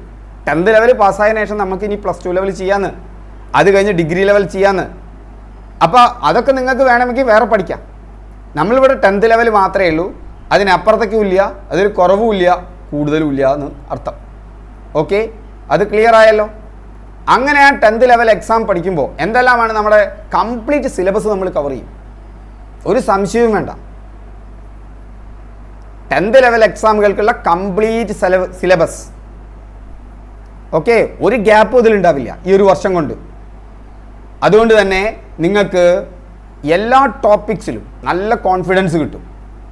അത് ഒന്നാമത്തെ ബാച്ചിൽ മാത്സ് സംഖ്യകൾ ഉണ്ടെങ്കിൽ അത് കഴിഞ്ഞതിന് ശേഷം നിങ്ങൾ സെക്കൻഡ് ബാച്ചിലേക്ക് പോവുള്ളൂ. ഒന്നാമത്തെ ബാച്ചിൽ 10 ആക്ടിവിറ്റി ആയിരിക്കും, ഓരോ ദിവസവും ഇന്ന ആക്ടിവിറ്റി എന്ന് പറഞ്ഞിട്ടുണ്ടായിരിക്കും. അത് നിങ്ങളുടെ പേസിനനുസരിച്ച്. അപ്പോൾ ഗണിതത്തിൽ ഒരാൾ കുടുങ്ങി, സംഖ്യകൾ അറിയില്ലെങ്കിൽ അയാൾക്ക് ബേസ് തൊട്ട് പഠിപ്പിക്കാനുള്ള ക്ലാസ്സുകൾ അവിടെ ഉണ്ടാവും. അത് കണ്ട് മനസ്സിലാവുന്നില്ലെങ്കിൽ വീണ്ടും അയാൾക്ക് പറഞ്ഞു കൊടുക്കും. അങ്ങനെ അയാളിനെ ഗണിതത്തിൽ ചെയ്യിപ്പിച്ച് ഉറപ്പിച്ചതിന് ശേഷം, ഇംഗ്ലീഷ് ആണെങ്കിൽ English active and passive voice ആദ്യം വരിക. അത് പഠിച്ചുറപ്പിച്ചതിന് ശേഷമേ നമ്മൾ അടുത്ത സ്റ്റേജിലേക്ക് കടത്തുള്ളൂ. അത് കിടക്കുന്നത് വരെ സപ്പോർട്ട് ഉണ്ടായിരിക്കും. ഇപ്പോൾ സെക്കൻഡ് ബാച്ചിലെത്തും. അങ്ങനെ ഓരോന്നും നമ്മൾ കംപ്ലീറ്റ് കവർ ചെയ്തുകൊണ്ടുള്ള ഒരു പ്രോഗ്രാമാണ് നമ്മുടേത്. SCERT ടെക്സ്റ്റ് ബുക്കുകളിലെ പ്രധാനപ്പെട്ട പാഠഭാഗങ്ങൾ മുഴുവൻ കവർ ചെയ്യും. കാരണം നമുക്കറിയാം, ഇപ്പം തന്നെ നമ്മൾ നോക്കി 15 ചോദ്യങ്ങൾ നോക്കി. 200 എണ്ണത്തിൽ 15 ചോദ്യം നോക്കിയുള്ളൂ. 14 എണ്ണം SCERT ടെക്സ്റ്റ് ബുക്ക് നിങ്ങൾ കണ്ടില്ലേ? നിങ്ങളുടെ കണ്ണിൻ്റെ മുന്നിൽ നിങ്ങളിപ്പോൾ കണ്ടില്ലേ? Previous year questions. പിന്നെ അല്ലെങ്കിൽ പ്രീവിയസ് ഇയർ ക്വസ്റ്റ്യൻസ് എന്നാണ് വരുന്നത്. ഏറ്റവും കൂടുതൽ വരുന്നത് പ്രീവിയസ് ഇയർ ക്വസ്റ്റ്യൻസിനാണ്. 2020 മുതൽ 2024 വരെ പഠിച്ചാൽ തന്നെ റെഡിയായി. പക്ഷെ നമ്മൾ 2000 മുതൽ തൊട്ട് നിങ്ങൾ പഠിപ്പിക്കും. ഇത്രയും ചോദ്യങ്ങൾ പലതും റിപ്പീറ്റിംഗാണ്, പല തവണ റിപ്പീറ്റ് ചെയ്ത് വരും. ഒപ്പം SCERT ടെക്സ്റ്റ് ബുക്കിൽ നിന്ന് വരാൻ സാധ്യതയുള്ള പ്രസ്താവനാ ചോദ്യങ്ങൾ, ഇതുവരെ വന്ന പ്രസ്താവനാ ചോദ്യങ്ങൾ, അതിനെങ്ങനെ പൊളിച്ചടക്കണം, അത് വെച്ച് മോക്ക് എക്സാം. പഠിച്ചതിൻ്റെ മുകളിലാണ് മോക്ക് എക്സാം. അല്ലാതെ നിങ്ങൾ പഠിക്കാത്ത കുറേ കാര്യം കുത്തിക്കലക്കി തന്നിട്ടല്ല മോക്ക് എക്സാം. ഒരു 7ാമത്തെ ബാച്ചൊക്കെ കഴിയുമ്പോഴാണ് നിങ്ങൾക്ക് കറക്റ്റ് എക്സാമുകൾ വന്നുകൊണ്ടിരിക്കും. പക്ഷേ നിങ്ങൾക്ക് ഏത് മോക്ക് എക്സാമും ചെയ്യാം. നമ്മളൊരു ബാച്ച് കഴിഞ്ഞാൽ ഇത്ര മാർക്ക് കിട്ടുമെന്ന് പറഞ്ഞാൽ നിങ്ങൾക്കത് കിട്ടിയിരിക്കും. ഓക്കെ, 3 ബാച്ച് കഴിഞ്ഞാൽ നമ്മൾ പറയാം 16 മാർക്ക് നിങ്ങൾക്ക് കിട്ടുമെന്നാണ്. ആ 16 മാർക്ക് മിനിമം നിങ്ങൾ മേടിച്ചിരിക്കും. അത് നിങ്ങൾക്ക് തന്നെ പരിശോധിച്ചാൽ അറിയാം. അങ്ങനെ ഓരോ ബാച്ച് കഴിയുന്തോറും നിങ്ങളുടെ മാർക്ക് ഇങ്ങനെ ഇൻക്രീസ് ചെയ്ത് വരും. നിങ്ങൾക്ക് ഏത് തൊഴിൽ വാർത്തയോ തൊഴിൽ വീതിയോ അതല്ലെങ്കിൽ പുതുതായി വരുന്ന ഒരു എക്സാമോ അതൊക്കെ എടുത്ത് ചെയ്തു നോക്കാം. അപ്പോൾ നമ്മുടെ കയ്യിൽ ഓരോ യൂണിറ്റും കഴിഞ്ഞ എക്സാം ഉണ്ട്. അത് പ്രീവിയസ് ഇയർ ക്വസ്റ്റ്യൻസ് വെച്ചിട്ടായിരിക്കും. ഒരു വർഷത്തേതാണ് നമ്മുടെ സമയം കേട്ടോ. ഓടി വന്ന് ചാടി വന്ന് 3 മാസം കൊണ്ട് പരിപാടിയില്ല. ഒരു വർഷം നിങ്ങൾ നിൽക്കുക. ഒരു വർഷത്തേക്കാണ്. അതുകൊണ്ട് ടെൻഷൻ ഇല്ലാതെ ഈസി ആയിട്ട് പഠിക്കാം. ഹാബിറ്റ് ട്രാക്കർ എന്ന് പറയുന്ന ഒരു സിസ്റ്റം ഉണ്ട്. ഞാൻ വിശദീകരിക്കുന്നില്ല, വിശദീകരിച്ചുകൊണ്ടുള്ള വീഡിയോ ഞാൻ വേറെ ഇടാം. ഹാബിറ്റ് ട്രാക്കർ എന്ന് പറഞ്ഞാൽ ഹാബിറ്റ് ട്രാക്കർ തന്നെയാണ്. നിങ്ങളുടെ ഹാബിറ്റ് മനസ്സിലാക്കി അതിൽ തിരുത്തൽ, ഓട്ടോമാറ്റിക് സജഷൻ ഉണ്ടായിരിക്കും. കൂടാതെ എൻ്റെ ഇടപെടലും ഉണ്ടായിരിക്കും. ഓരോ ദിവസവും നിങ്ങൾക്ക് സന്ദേശം കിട്ടും. മനസ്സിലായോ? അതായത് അരമണിക്കൂറും 20 മിനിറ്റൊക്കെ വെച്ച് പഠിച്ചു പോരോടാണെങ്കിൽ മെല്ലെ മെല്ലെ മെല്ലെ അവരുടെ സമയം കൂട്ടിക്കൊണ്ടിരിക്കാൻ പറയുള്ളൂ. അല്ലാതെ ഒറ്റയടിക്കാൻ ഒരുപാട് ഭാരം നിങ്ങൾക്ക് തരില്ല. അതേസമയം ആദ്യം തന്നെ 4-5 മണിക്കൂർ പഠിക്കുന്നവരാണെങ്കിൽ അതിനനുസരിച്ചുള്ള പേസിൽ അവർക്ക് കിട്ടും. അപ്പോൾ അതിനനുസരിച്ചിട്ട് അവർ ബാച്ചുകളിൽ മുന്നേറും. ഓക്കെ, ഇങ്ങനെയാണ് നമ്മുടെ പോക്ക്. സ്ട്രെസ് ഫ്രീ ലേണിംഗ് എൻവിറോൺമെൻറ്റാണ്. നിങ്ങൾക്ക് സ്ട്രെസ് ചെയ്തരില്ല. ഞാൻ ഉറക്കമൊഴിച്ച് പഠിക്കണോ എന്ന് എന്നോട് ചോദിച്ചാൽ ഞാൻ പറയാം നന്നായിട്ട് ഉറങ്ങി പഠിച്ചാൽ മതി എന്നാണ്. ലൈഫ് ആഘോഷിക്കാനുള്ളതാടോ, ഉറങ്ങിയിട്ടൊക്കെ പഠിച്ചാൽ മതി നിങ്ങൾ. പക്ഷേ കുറച്ച് കഴിഞ്ഞാൽ ഒരു ആവേശം വരും, നിങ്ങളെ ഉറക്കാത്ത ആവേശം. ഇപ്പം എന്നോട് കുട്ടികൾ ചോദിക്കും പഠിക്കുമ്പോൾ ഉറങ്ങാൻ തോന്നുന്നു. ഉറങ്ങാൻ ആദ്യം രാത്രി ഉറക്കം ശരിയാക്കൂ. 2 മാസം കഴിഞ്ഞാൽ പറയും എനിക്ക് ഉറക്കേ വരുന്നില്ല. എങ്ങനെയാ? സ്ട്രെസ് കൊണ്ടല്ല, പഠനത്തിൻ്റെ ആവേശം തലയ്ക്ക് കയറി. നമ്മുടെ ഹാബിറ്റ് ട്രാക്കറിൻ്റെ പവറാണത്. നിങ്ങൾ വന്ന് അല്ലെങ്കിൽ ചേർന്നവരോട് അഭിപ്രായം ചോദിച്ചു നോക്കും. സ്ട്രെസ് ഫ്രീ ആണ്. നിങ്ങളെ ടെൻഷൻ അടിപ്പിക്കാതെ ഹാപ്പിയായി, കൂളായി, റിലാക്സ്ഡായി, അതേസമയം തന്നെ നിങ്ങളെ ഫോക്കസ്ഡും റെഡിയും ആക്കിക്കൊണ്ട്. വെറുതെ ഇരിക്കാൻ പറയില്ല. അപ്പോൾ പഠിക്കണം. പഠനത്തിൽ ആനന്ദം കണ്ടെത്തി തൻ്റെ ഗോൾ സെറ്റ് ചെയ്ത് റെഡിയായി എല്ലാ സമയവും അതിനുവേണ്ടി വിനിയോഗിച്ചുകൊണ്ട്. ലൈവ് ഇൻ്ററാക്റ്റീവ് ക്ലാസ്സസ് ആണ് മക്കളെ. ലൈവായിട്ട് നിങ്ങൾക്ക് സംശയങ്ങൾ ചോദിക്കാം. ലൈവ് ക്ലാസ്സുകളിൽ ധാരാളം ലൈവ് ക്ലാസ്സുകളല്ല, ആഴ്ചയിൽ ആവശ്യത്തിന് ലൈവ് ക്ലാസ് നിങ്ങൾക്ക് കിട്ടും. ആ ലൈവ് ക്ലാസ്സുകൾ റെക്കോർഡർ ക്ലാസ്സും ഉണ്ട് നിങ്ങൾക്ക് കണ്ടുപിടിക്കാൻ. ആ ലൈവ് ക്ലാസ്സിൽ നിങ്ങൾക്ക് സംശയങ്ങൾ ചോദിക്കാം. ആ ലൈവ് ക്ലാസ്സിൽ പല ക്ലാസ്സുകളിലും ലൈവ് ക്വിസുകൾ ഉണ്ടായിരിക്കും. അതായത് നിങ്ങളുടെ സ്ക്രീനിൽ ക്വിസ് വരും, ഈ സൈഡിൽ നിങ്ങൾക്ക് ഓപ്ഷൻ വരും ABCD എന്നുള്ളതിലൊന്നിൽ നിങ്ങൾക്ക് ക്ലിക്ക് ചെയ്യാം. അപ്പം പഠിച്ചത് അപ്പം തന്നെ മുൻകാല ചോദ്യങ്ങൾ വെച്ചുകൊണ്ട് പരിശീലിപ്പിക്കുന്നു. ആ നിശ്ചിത സമയത്തിനകം നിങ്ങളതിന് ഉത്തരം ചെയ്യുന്നു. ഉത്തരം ചെയ്തു കഴിഞ്ഞാൽ അപ്പം പഠിച്ചതാണ് അപ്പം ചോദിക്കുന്നത്. നിങ്ങളുടെ റാങ്കുകൾ ഇങ്ങനെ മാറി മറിഞ്ഞുകൊണ്ടിരിക്കും. അപ്പം നിങ്ങൾക്കറിയാം ഞാൻ ശ്രദ്ധിക്കുന്നുണ്ടോ ശ്രദ്ധിക്കുന്നില്ലേ, എനിക്കറിയാം നിങ്ങൾക്ക് എത്ര പേർക്ക് കൂടുതൽ മനസ്സിലാവുന്നുണ്ട് മനസ്സിലാവുന്നില്ല എന്നറിയാം. നിങ്ങളുടെ ലീഡർ ബോർഡിൽ ഒരു ഗെയിമിഫിക്കേഷൻ എക്സ്പീരിയൻസ് കിട്ടും നിങ്ങൾക്ക്. ഓക്കെ, അടുത്തത് ബാച്ച് സിസ്റ്റമാണ്. ഞാൻ പറഞ്ഞില്ലേ, ഒന്നാമത്തെ ബാച്ചിൽ നിന്ന് രണ്ടാമത്തെ ബാച്ചിലേക്ക്, രണ്ടാമത്തെ ബാച്ചിൽ നിന്ന് മൂന്നാമത്തെ ബാച്ചിലേക്ക്. നിങ്ങളുടെ പേസ് അനുസരിച്ചിട്ട് ഇത്ര സമയം കൊണ്ട് തീർക്കണമെന്നില്ല, അതൊക്കെ തന്നെത്താൻ തീർന്നോളും. അങ്ങനത്തെ ഒരു സംവിധാനമാണ് നമ്മുടെ ഇത്. മെല്ലെ പഠിക്കുന്നവർക്ക്, മറ്റൊരുപാട് ബുദ്ധിമുട്ടുള്ളവർ സ്ലോ ആയിട്ട് പോകും. കൺസെപ്റ്റ് നല്ല തറോ ആയിട്ടുള്ളവർ ഒന്ന് സ്ലോ ആയിട്ട് പോകും, പക്ഷെ അവർ തന്നെത്താൻ സ്പീഡ് കൂടിക്കോളും. അപ്പോൾ സമാന സ്വഭാവമുള്ളവരായിരിക്കും ഒരു ബാച്ചിൽ, പരസ്പരം ചോദിക്കാം. ഇത് കൂടാതെ കോമൺ ബാച്ച് ഉണ്ടാവും, എല്ലാവരും അടങ്ങിയ കോമൺ ബാച്ചും വേറെ ഉണ്ടായിരിക്കും. അതുകൂടാതെ പോയിന്റ് സിസ്റ്റമാണ്. ഓരോ ദിവസവും നിങ്ങൾ ഓരോ ടെസ്റ്റ് കഴിയുന്നതിനനുസരിച്ച്, ഓരോ സ്റ്റേജ് കഴിയുന്നതിനനുസരിച്ച് നിങ്ങളുടെ പോയിന്റ് കൂടിക്കൊണ്ടിരിക്കും. നിങ്ങളുടെ പഠനം ഒരു ഹാബിറ്റാക്കി മാറി എന്നറിഞ്ഞാൽ അതിനനുസരിച്ച് ഹാബിറ്റ് രൂപപ്പെട്ട് വരുന്നുണ്ട് എന്നുണ്ടെങ്കിൽ അതിനനുസരിച്ച് നിങ്ങൾക്ക് പോയിന്റ് കൂടിക്കൊണ്ടിരിക്കും. ഇപ്പം നിങ്ങളുടെ സ്വഭാവം, നിങ്ങളുടെ അതായത് ഒരു PSCക്ക് വേണ്ട കൺസിസ്റ്റൻസി, PSCക്ക് വേണ്ട കോൺഫിഡൻസ്, ഇതൊക്കെ നിങ്ങൾക്കുണ്ടോ എന്നറിയാനുള്ള പോയിന്റുകൾ നോക്കിക്കൊണ്ടായിരിക്കും. 900 പോയിന്റ് എത്തിയാൽ നിങ്ങൾ ഓക്കെ ആയി എന്നാണ് അർത്ഥം. ആ 900 പോയിന്റ് പിന്നെ ഒരു 6 മാസത്തേക്ക് നിങ്ങൾ കറക്റ്റായിട്ട് പാലിക്കപ്പെട്ട് കഴിഞ്ഞാൽ നമ്മുടെ 12 ബാച്ച് നിങ്ങൾ പൊളിച്ചടക്കിയിട്ടുണ്ടായിരിക്കും. ആ 900ലേക്ക് എത്തിക്കാൻ വേണ്ടിയിട്ട് നമ്മൾ ശ്രമിക്കുള്ളൂ. ആദ്യത്തെ പ്രാവശ്യം ചിലപ്പോൾ 900 ഉരുണ്ട് പേരുടെ താഴെ വീണെന്ന് വരും. വീണ്ടും നമ്മൾ നിങ്ങളെ 900 എത്തിക്കും. 2-3 പ്രാവശ്യം അവിടെ എത്തിക്കഴിഞ്ഞാൽ നിങ്ങൾക്ക് ആ കൺസിസ്റ്റൻസി ഉണ്ടായിരിക്കും. പിന്നെ നിങ്ങൾ ആ ഒരു 6 മാസം പണിയെടുത്ത് കഴിയുമ്പോഴേക്കും അപ്പോഴേക്കും നിങ്ങളുടെ പഠനമൊക്കെ വളരെ വേഗത്തിലായിരിക്കും, വളരെ പെർഫെക്റ്റായി മാറിയിട്ടുണ്ടായിരിക്കും. നിങ്ങൾ നിലവിലുള്ള കുട്ടികളോട് ചോദിച്ചാൽ അറിയാം. ഡൗട്ട് ക്ലിയറിങ് സപ്പോർട്ട് ഉണ്ട്. ചോദിച്ച് നിങ്ങൾക്ക് മടുക്കും, എനിക്ക് മടുക്കില്ല. ഒരു കാര്യം നിങ്ങൾ എത്ര തവണ ചോദിച്ചാലും എൻ്റെ ലൈവ് ക്ലാസ്സിലുള്ള കുട്ടികളോട് ചോദിച്ചോളൂ, ഞാൻ എത്ര തവണ വേണമെങ്കിലും മറുപടി പറയും.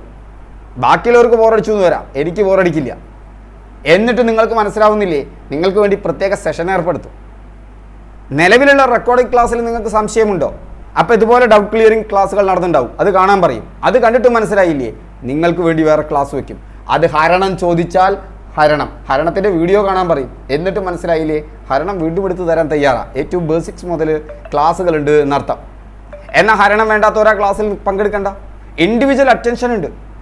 നിങ്ങൾക്ക് ഓരോരുത്തരെയും പ്രത്യേകമായി എടുത്തുകൊണ്ട് നിങ്ങളുടെ ശക്തി ദൗർബല്യങ്ങൾ മനസ്സിലാക്കിക്കൊണ്ട് ടൈലേർഡ് ആയിട്ടുള്ള ക്ലാസ്സുകളാണ്. മോക്ക് എക്സാമുകളുണ്ട് നിരന്തരമായിട്ട്. ദിവസവും നിങ്ങൾക്ക് എക്സാം ഉണ്ട്. ഒരു ദിവസം എക്സാം ഇല്ലാത്ത പരിപാടിയില്ല. എക്സാം എഴുതി പരീക്ഷയോടുള്ള നിങ്ങളുടെ മടി മാറും, പരീക്ഷയോടുള്ള പേടി മാറും. ഓക്കെ, ക്ലിയർ ആവില്ലേ? PDF നോട്ട്സ് ഉണ്ട്, ലളിതമായ PDF നോട്ടുകൾ വളരെ സിമ്പിളായിട്ട് കിട്ടും. അത് കമ്പ്യൂട്ടറിലാണെങ്കിലും മാത്സിലാണെങ്കിലും ഏതിലാണെങ്കിലും ഏറ്റവും ലളിതമായിട്ട് വിശദീകരിക്കുന്ന രീതിയിൽ. വിബ്രൻ്റ് ആയിട്ടുള്ളൊരു കമ്മ്യൂണിറ്റിയാണ്. പരസ്പരം സഹകരിക്കുന്ന ഒരു കുടുംബത്തിലേക്കാണ് നിങ്ങളെ വിളിക്കുന്നത്. അവിടെ പരസ്പര മത്സരമല്ല, എൻ്റെ ഇന്നലെയേക്കാൾ മെച്ചപ്പെടണം എൻ്റെ നാളേക്ക്. എല്ലാവരും 900 പോയിൻ്റ് മുകളിലേക്ക് എത്തിയാൽ ഉറപ്പ്. അങ്ങനെ പഠിച്ചു പോകുന്നവർ വളരെ ചുരുങ്ങിയതാണ്. 900 പോയിൻ്റ് എത്തുമ്പോഴേക്കും നിങ്ങൾ ആ പഠന ശൈലിയിലേക്ക് എത്തും, തന്നെത്താൻ, സ്ട്രെസ് ഇല്ലാതെ, ടെൻഷൻ ഇല്ലാതെ. Batch wise system based on progress. നിങ്ങളുടെ പ്രോഗ്രസ്സിനനുസരിച്ചിട്ടാണ് നിങ്ങൾ ബാച്ച്, അല്ലാതെ ഇന്ന മാസം ഇന്ന ബാച്ച്, അടുത്ത മാസം അടുത്ത ബാച്ച് എന്നുള്ളതല്ല. നിങ്ങളുടെ പ്രോഗ്രസ്സിനനുസരിച്ചിട്ടാണ് നിങ്ങളുടെ ബാച്ച്. അതുകൊണ്ട് വേഗത്ത് പഠിക്കേണ്ടവർക്ക് വേഗത്ത് പഠിക്കാം, മെല്ലെ പഠിക്കേണ്ടവർക്ക് മെല്ലെ പഠിക്കാം. എന്തായാലും 1 വർഷം മതി. പെർഫോമൻസ് അനാലിസിസ് ഉണ്ട്, ആപ്പിലുണ്ട്, നമ്മുടെ പോയിന്റ് വൈസ് സിസ്റ്റത്തിലുണ്ട്. പലതരത്തിൽ 3 ആസ്പെക്റ്റിൽ നിങ്ങളുടെ പെർഫോമൻസ് അനാലിസിസ് നടത്തും. നിങ്ങളുടെ വീക്ക് ഏരിയ ഏതാണ്, സ്ട്രോങ് ഏരിയ ഏതാണ്, നിങ്ങൾ പഠിക്കുന്നുണ്ടോ, നിങ്ങൾ ഓരോ സ്റ്റേജും കംപ്ലീറ്റ് ആക്കുന്നുണ്ടോ, പഠനത്തിൽ നിങ്ങൾക്ക് ഹാബിറ്റ് ക്രിയേറ്റ് ചെയ്യപ്പെട്ടിട്ടുണ്ടോ, നിങ്ങളുടെ സ്ട്രെസ്സ് കുറഞ്ഞിട്ടുണ്ടോ? അങ്ങനെ പലതരത്തിലുള്ള മെഷർമെൻറ്റ് നടത്തിക്കൊണ്ടിട്ടുള്ളതാണ് നമ്മുടെ ഹാബിറ്റ് ട്രാക്കിംഗ് സിസ്റ്റം എന്ന് പറയുന്നത്. മെൻറ്ററിംഗ് ഉണ്ട്, ടൈം മാനേജ്മെൻറ്റിൽ. കുട്ടിയുണ്ട് വീട്ടിൽ, അടുക്കളയിൽ പണിയുണ്ട്, ഞാൻ ജോലിക്ക് പോകുന്നുണ്ട്, അവിടെയൊക്കെ ടൈം മാനേജ്മെൻറ്റിന് നമുക്ക് പ്രത്യേക മെത്തേഡുകളുണ്ട്. ഓക്കെ, അതുപോലെ തന്നെ സ്ട്രെസ് മാനേജ്മെൻറ്റ്, ഓരോരുത്തരുടെയും സ്ട്രെസ് വ്യത്യസ്തമായിരിക്കും. അവിടെ നിങ്ങളുടെ മാനസികാവസ്ഥയെ മാറ്റിയെടുക്കുന്ന അങ്ങനെ ഓരോ എലമെൻറ്റും നമ്മൾ പരിശോധിച്ചുകൊണ്ടിരിക്കും. അറ്റോമിക് ഹാബിറ്റ്സ് ഉണ്ടാക്കിയിരിക്കും, ചെറിയ ശീലങ്ങളിലൂടെ നിങ്ങളെ മാറ്റിയെടുക്കുക. അങ്ങനത്തെ ഒരു കംപ്ലീറ്റ് സിസ്റ്റമാണ്. നിങ്ങൾ ആകെ ഒരു മനസ്സുണ്ടായാൽ മതി. ഒരു 30 മിനിറ്റ് സമയം എല്ലാ ദിവസവും പഠിക്കുമെന്നും, പഠിച്ചിട്ടില്ലെങ്കിൽ നമ്മൾ ഗ്രൂപ്പിലിടും, പരസ്യമായിട്ടിടും, ഇന്നാള് 2 ദിവസമായി പഠിച്ചിട്ടില്ല, 3 ദിവസമായി പഠിച്ചിട്ടില്ല, 7 ദിവസവും പഠിച്ചിട്ടില്ല എന്ന് പരസ്യമായിട്ട് ഗ്രൂപ്പിലിടും. ആകെ അതിൽ കഴിച്ചിലാവാൻ ഒരു 30 മിനിറ്റ് പഠിക്കുക. അങ്ങനെ ഒരു മാസം നിങ്ങൾ 30 മിനിറ്റ് മെല്ലെ പഠിച്ചു തുടങ്ങുമ്പോഴേക്കും നമ്മുടെ സിസ്റ്റം നിങ്ങളെ മാറ്റിയെടുത്തിട്ടുണ്ടായിരിക്കും. നിങ്ങൾ മെല്ലെ 1 മണിക്കൂറിലേക്കും 1.5 മണിക്കൂറിലേക്കും മാറും. അടുത്ത മാസം ആകുമ്പോഴേക്കും അത് 2-2.25 മണിക്കൂറായി മാറും. സമയമില്ല എന്ന് പറയുന്നവർ പറയും, ഇത്രയൊക്കെ സമയം എനിക്ക് ഉണ്ടായിരുന്നോ? ആ രീതിയിലുള്ളൊരു സംവിധാനമാണ് നമ്മൾ ഒരുക്കുന്നത്, വിൻഡോസ് ഒരുക്കിയിട്ടുള്ളത്. 1 ഇയർ ലോങ് സപ്പോർട്ട് ഉണ്ടായിരിക്കും ഈ കാര്യത്തിലൊക്കെ തന്നെ. അതുകൊണ്ട് വിൻഡോസ് കേരള PSCയുടെ ഈ ബാച്ചിലേക്ക് നിങ്ങളെ ക്ഷണിക്കുകയാണ്. ഇപ്പോൾ ഉള്ള എക്സാമിന് നിങ്ങൾക്ക് പ്രിപ്പയർ ചെയ്യാതെ ഉപയോഗിച്ചുകൊണ്ട്, പക്ഷെ അവിടെ വന്നിട്ട് ഈ ഒരു മാസം കൊണ്ട് ഇങ്ങനെ PSC ക്രാക്ക് ചെയ്യാം, ഈ 3 മാസം കൊണ്ട് PSC ക്രാക്ക് ചെയ്യാം, അങ്ങനത്തെ ഒരു മാജിക് ദണ്ട് എൻ്റെ അടുത്തില്ല. ആകെ നിങ്ങൾക്കൊരു മാജിക് ദണ്ട് തരാം, നമ്മുടെ സിസ്റ്റം ഫുൾ പ്രൂഫ്ഡ് ആണ്. രണ്ടാമത് കൺസിസ്റ്റൻസിയാണ് ഇതിൻ്റെ കീ. ബാക്കി കാര്യം എനിക്ക് വിട്ടുതരൂ, നമ്മുടെ സിസ്റ്റത്തിനും വിട്ടുതരൂ. ഞങ്ങൾ നിങ്ങളെ സപ്പോർട്ട് ചെയ്യും, നിങ്ങൾ സർക്കാർ ജോലിയിലേക്ക് എത്തും. അപ്പോൾ ഈ സുവർണാവസരത്തിലേക്ക് ഞാൻ നിങ്ങളെ ക്ഷണിക്കുകയാണ്. അപ്പോൾ നമുക്ക് വീണ്ടും ക്ലാസ്സിലേക്ക് തിരിച്ചു പോവാം. ഓക്കെ, അപ്പോൾ നമ്മൾ എവിടെ എത്തിയത്? അപ്പോൾ ഈ പക്ഷി ഇങ്ങനെ പറക്കുന്നുണ്ടെങ്കിൽ അതിന് ചില വായുവിൻ്റെ ഘർഷണമുണ്ട്, അതിവിടെ കൂട്ടിയിട്ടില്ല കേട്ടോ. അപ്പോൾ വസ്തുക്കൾ സ്ഥിതികോർജം ലഭിക്കുന്നത് സ്ഥാനം കൊണ്ട് മാത്രമാണോ എന്ന് നോക്കാം. സ്ഥാനം കൊണ്ട് മാത്രമല്ല, മറിച്ച് എന്താണ്, സ്പ്രിങ് അമർത്തുകയോ വലിക്കുകയോ ചെയ്യുമ്പോൾ അതിന് മരക്കട്ടയിൽ പ്രവൃത്തി ചെയ്യാനുള്ള കഴിവ് ലഭിക്കുമല്ലോ. ഒരു മരക്കട്ടുണ്ട്, അതിൻ്റെ അടിയിൽ ഒരു സ്പ്രിങ്ങും ഉണ്ട്. അത് അമർത്തി താഴ്ത്തി വെച്ച് കഴിഞ്ഞാൽ നമ്മുടെ കൈ വിട്ട് ആ സ്പ്രിങ് അതിനെ പൊന്തിക്കില്ലേ, അപ്പോൾ അതിന് പ്രവൃത്തി ചെയ്യാൻ കഴിയുന്നുണ്ട്. അപ്പോൾ സ്പ്രിങ്ങിന് രൂപമാറ്റം ഉണ്ടാക്കാൻ നാം ചെയ്ത പ്രവൃത്തിയാണ് അതിന്മേലുള്ള ഊർജമായി നിലകൊള്ളുന്നത്. ഇങ്ങനെയുള്ള സ്പ്രിങ്ങിനെ ചുരുക്കുമ്പോൾ അതിന് രൂപമാറ്റം ഉണ്ടാക്കാൻ വേണ്ടിയിട്ട്. അതുപോലെ തന്നെ സ്ട്രെയിൻ മൂലം സ്ഥിതികോർജം ഉണ്ടാവും. കുലച്ച വില്ല്, വലിച്ചു നിർത്തിയിരിക്കുന്ന റബ്ബർ ബാൻഡ്, ഇതിനൊക്കെ സ്ഥിതികോർജം ഉണ്ടാവും എന്ന് മനസ്സിലാക്കുക. സ്ഥിതികോർജത്തിന്റെ ഉദാഹരണങ്ങളാണ്. ഇനി ഒരു ഊർജ്ജരൂപം മറ്റേതെങ്കിലും ഊർജ്ജ രൂപത്തിലേക്ക് മാറുന്ന സന്ദർഭങ്ങളുണ്ടോ? ഉണ്ട്. അതെന്തൊക്കെയാ? ഇപ്പൊ വൈദ്യുത ജനറേറ്ററിൽ നമുക്കറിയാം ടർബൈൻ കറങ്ങും. ടർബൈൻ കറങ്ങുമ്പോൾ യാന്ത്രികോർജമാണ്. ഫാന് കറങ്ങുമ്പോൾ യാന്ത്രികോർജമാണ്. മിക്സി കറങ്ങുമ്പോൾ യാന്ത്രികോർജമാണ്.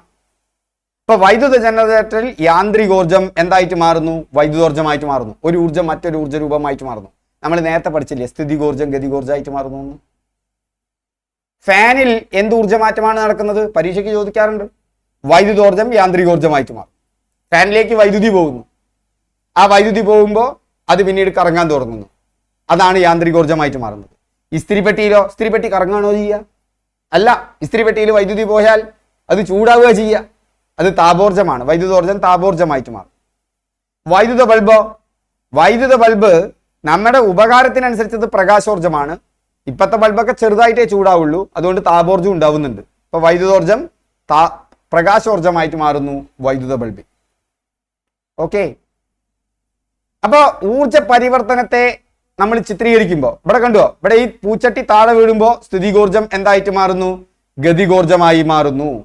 അപ്പോൾ സ്ഥിതികോർജം എന്ന് പറഞ്ഞാൽ ഭൂമിയുമായി ബന്ധപ്പെട്ടതിന്റെ സ്ഥാനം കാരണം ചെടിച്ചട്ടി സൺഷെയ്ഡിൽ വിശ്രമിക്കുമ്പോൾ അതിന് സ്ഥിതികോർജമുണ്ട്. അത് എത്ര ഉയരത്തിലാണോ അത്രയധികം സ്ഥിതികോർജമുണ്ട്. ഗതികോർജം എന്ന് പറഞ്ഞാൽ ചെടിച്ചട്ടി വീഴുമ്പോൾ അതിന്റെ സ്ഥിതികോർജം ചലനത്തിന്റെ ഊർജമായ ഗതികോർജമായി പരിവർത്തനം ചെയ്യപ്പെടുന്നു. അപ്പോൾ ഒരു തരത്തിലുള്ള ഊർജം മറ്റൊന്നായി മാറുമ്പോൾ എന്ത് സംഭവിക്കും? മൊത്തം ഊർജം സ്ഥിരമായിരിക്കും. നമ്മൾ നേരത്തെ പഠിച്ചില്ലേ, ഒരു വസ്തു h ഉയരത്തിൽ നിൽക്കുമ്പോൾ അതിന്റെ മൊത്തം ഊർജം എന്ന് പറഞ്ഞാൽ സ്ഥിതികോർജവും എന്തും കൂടി ചേർന്നതാണ്. സ്ഥിതികോർജം അവിടെ മാത്രമേ ഉള്ളൂ. ആ വസ്തു താഴത്തേക്ക് പതിക്കുമ്പോൾ ആ സ്ഥിതികോർജം എല്ലാം എന്തായി മാറും? ഗതികോർജമായിട്ട് മാറും. അപ്പൊ അവിടെ അതിന്റെ ഊർജം സ്ഥിതികോർജവും ഗതികോർജവുമായിട്ട് മാറും. എന്ന് പറഞ്ഞാൽ ഒരു വസ്തു ചെടിച്ചട്ടി സൺഷെയ്ഡിൽ ഇങ്ങനെ നിൽക്കുമ്പോൾ അതിന് സ്ഥിതികോർജമാണ് മാത്രമാണുള്ളത്.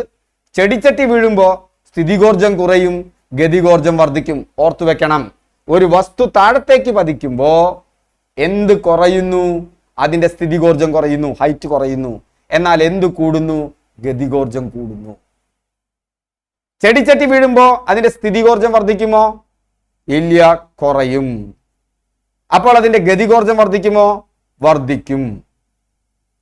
ചെടിച്ചട്ടി നിലത്ത് തൊടുന്നതിന് മുമ്പ് തൊട്ട് എന്താണ് ഊർജ്ജരൂപം ഉണ്ടാവുക?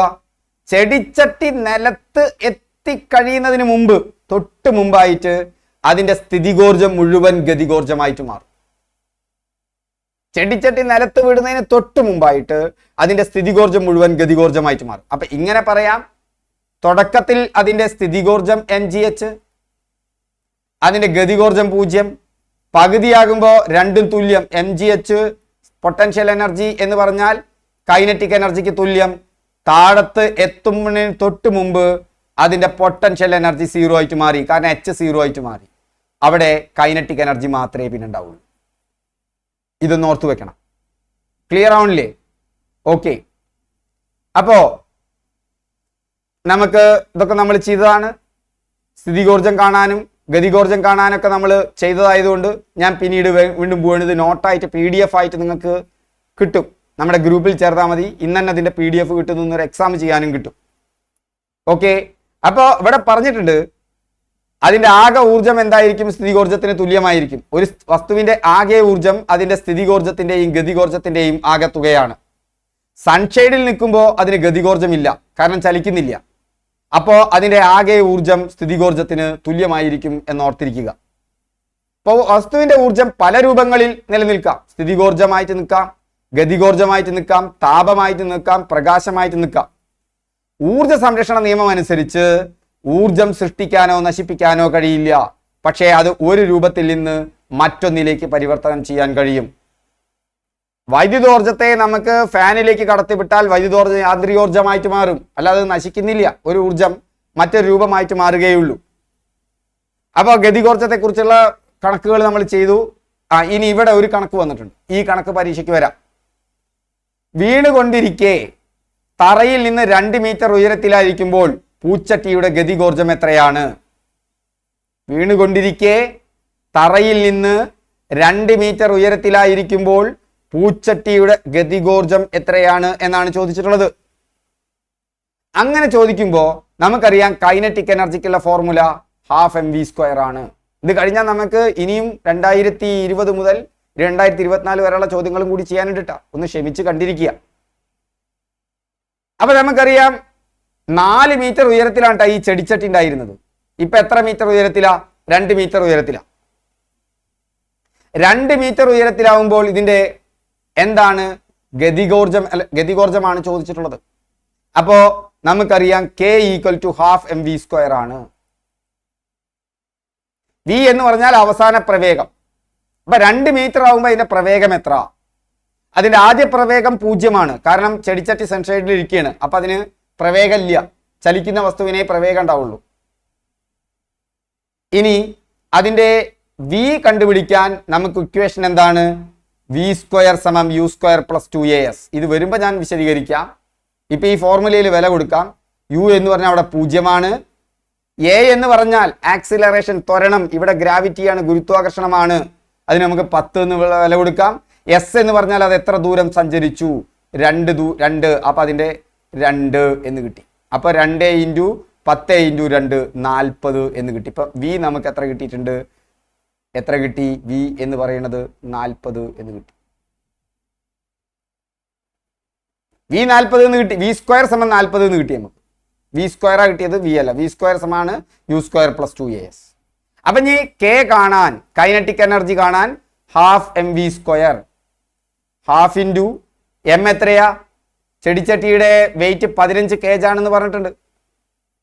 അപ്പൊ 15. ഓക്കെ. v എത്രയാ? v² എത്രയാ? 40. 40ൽ 2 20 പ്രാവശ്യം പോവും.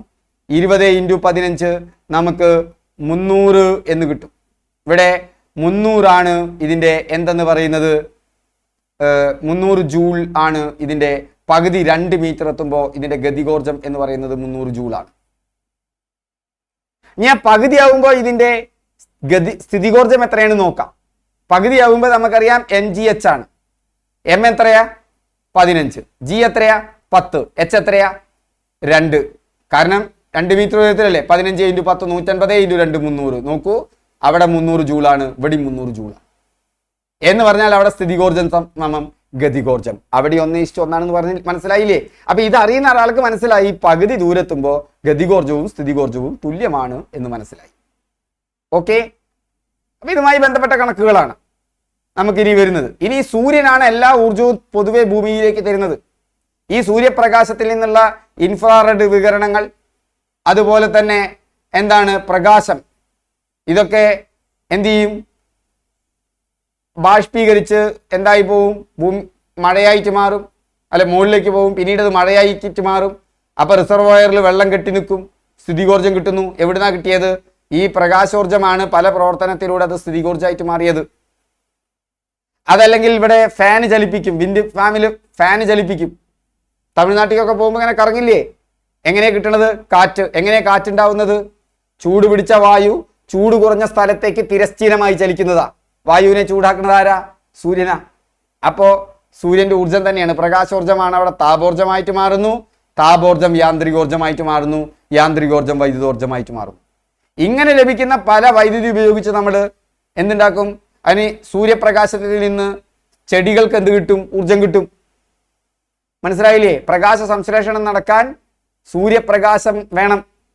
ആ സൂര്യപ്രകാശം നടക്കുമ്പോൾ പ്രകാശ സംശ്ലേഷണം നടക്കും. പ്രകാശ സംശ്ലേഷണത്തിൽ എന്താണ്? പ്രകാശോർജം രാസോർജമായിട്ട് മാറുകയാണ്. പ്രകാശോർജം എന്തായിട്ട് മാറുകയാണ്? രാസോർജമായിട്ട് മാറുകയാണ്. അത് നമ്മൾ ഭക്ഷണം കഴിക്കുമ്പോൾ പിന്നീട് ആ രാസോർജം നമുക്ക് കിട്ടും. ക്ലിയർ ആവുന്നുണ്ടോ? അപ്പൊ ഭൂമിയിലുള്ള പരമാവധി ഊർജ സ്രോതസ് എന്ന് പറയുന്നത് വളരെ ചെറുതായിട്ട് മറ്റും പലതും തരുന്നുണ്ട്. വലിയ ഊർജ സ്രോതസ് എന്ന് പറയുന്നത് സൂര്യനാണ്, 99% മുകളിൽ എന്ന് മനസ്സിലാക്കുക. അപ്പോ എല്ലാ ഊർജത്തിന്റെയും പ്രാഥമിക സ്രോതസ് സൂര്യനാണ്, ഉറപ്പിച്ചു വെച്ചോളൂ. സൂര്യനിൽ നിന്ന് പ്രകാശം ഭൂമിയിലെത്തുന്നു. സസ്യങ്ങൾ ഈ പ്രകാശം ഉപയോഗിച്ച് ഫോട്ടോസിന്തസിസ് നടത്തി ഭക്ഷണം ഉണ്ടാക്കുന്നു. ഈ ഭക്ഷണം നമുക്ക് ഊർജം നൽകുന്നു.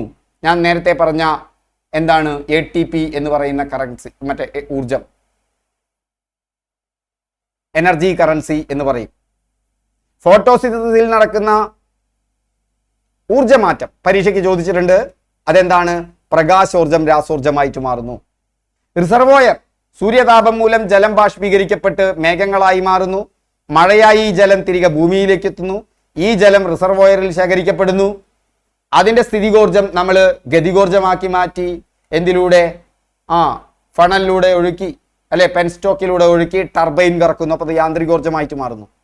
അവിടുത്തെ ജനറേറ്റർ ആ ടർബൈൻ കറക്കുമ്പോൾ ആ ജനറേറ്ററിൽ നിന്ന് വൈദ്യുതി ഉൽപ്പാദിപ്പിക്കുന്നു. അപ്പൊ യാന്ത്രികോർജം വൈദ്യുതോർജമായിട്ട് മാറുന്നു. ജലവൈദ്യുത നിലയം കണ്ടുവോ? അവിടെ എന്താണ്? സ്ഥിതികോർജം ഗതികോർജമായിട്ട് മാറും. ഗതികോർജം ഉപയോഗിച്ച് യാന്ത്രികോർജം ഉണ്ടാക്കും. യാന്ത്രികോർജം വൈദ്യുതോർജമായിട്ട് മാറും. കാറ്റിന്റെ ഗതികോർജത്തിന് കാരണം സൂര്യതാപമാണ്. കാറ്റെന്ന് പറഞ്ഞാൽ എന്താണ്? ചൂട് പിടിച്ച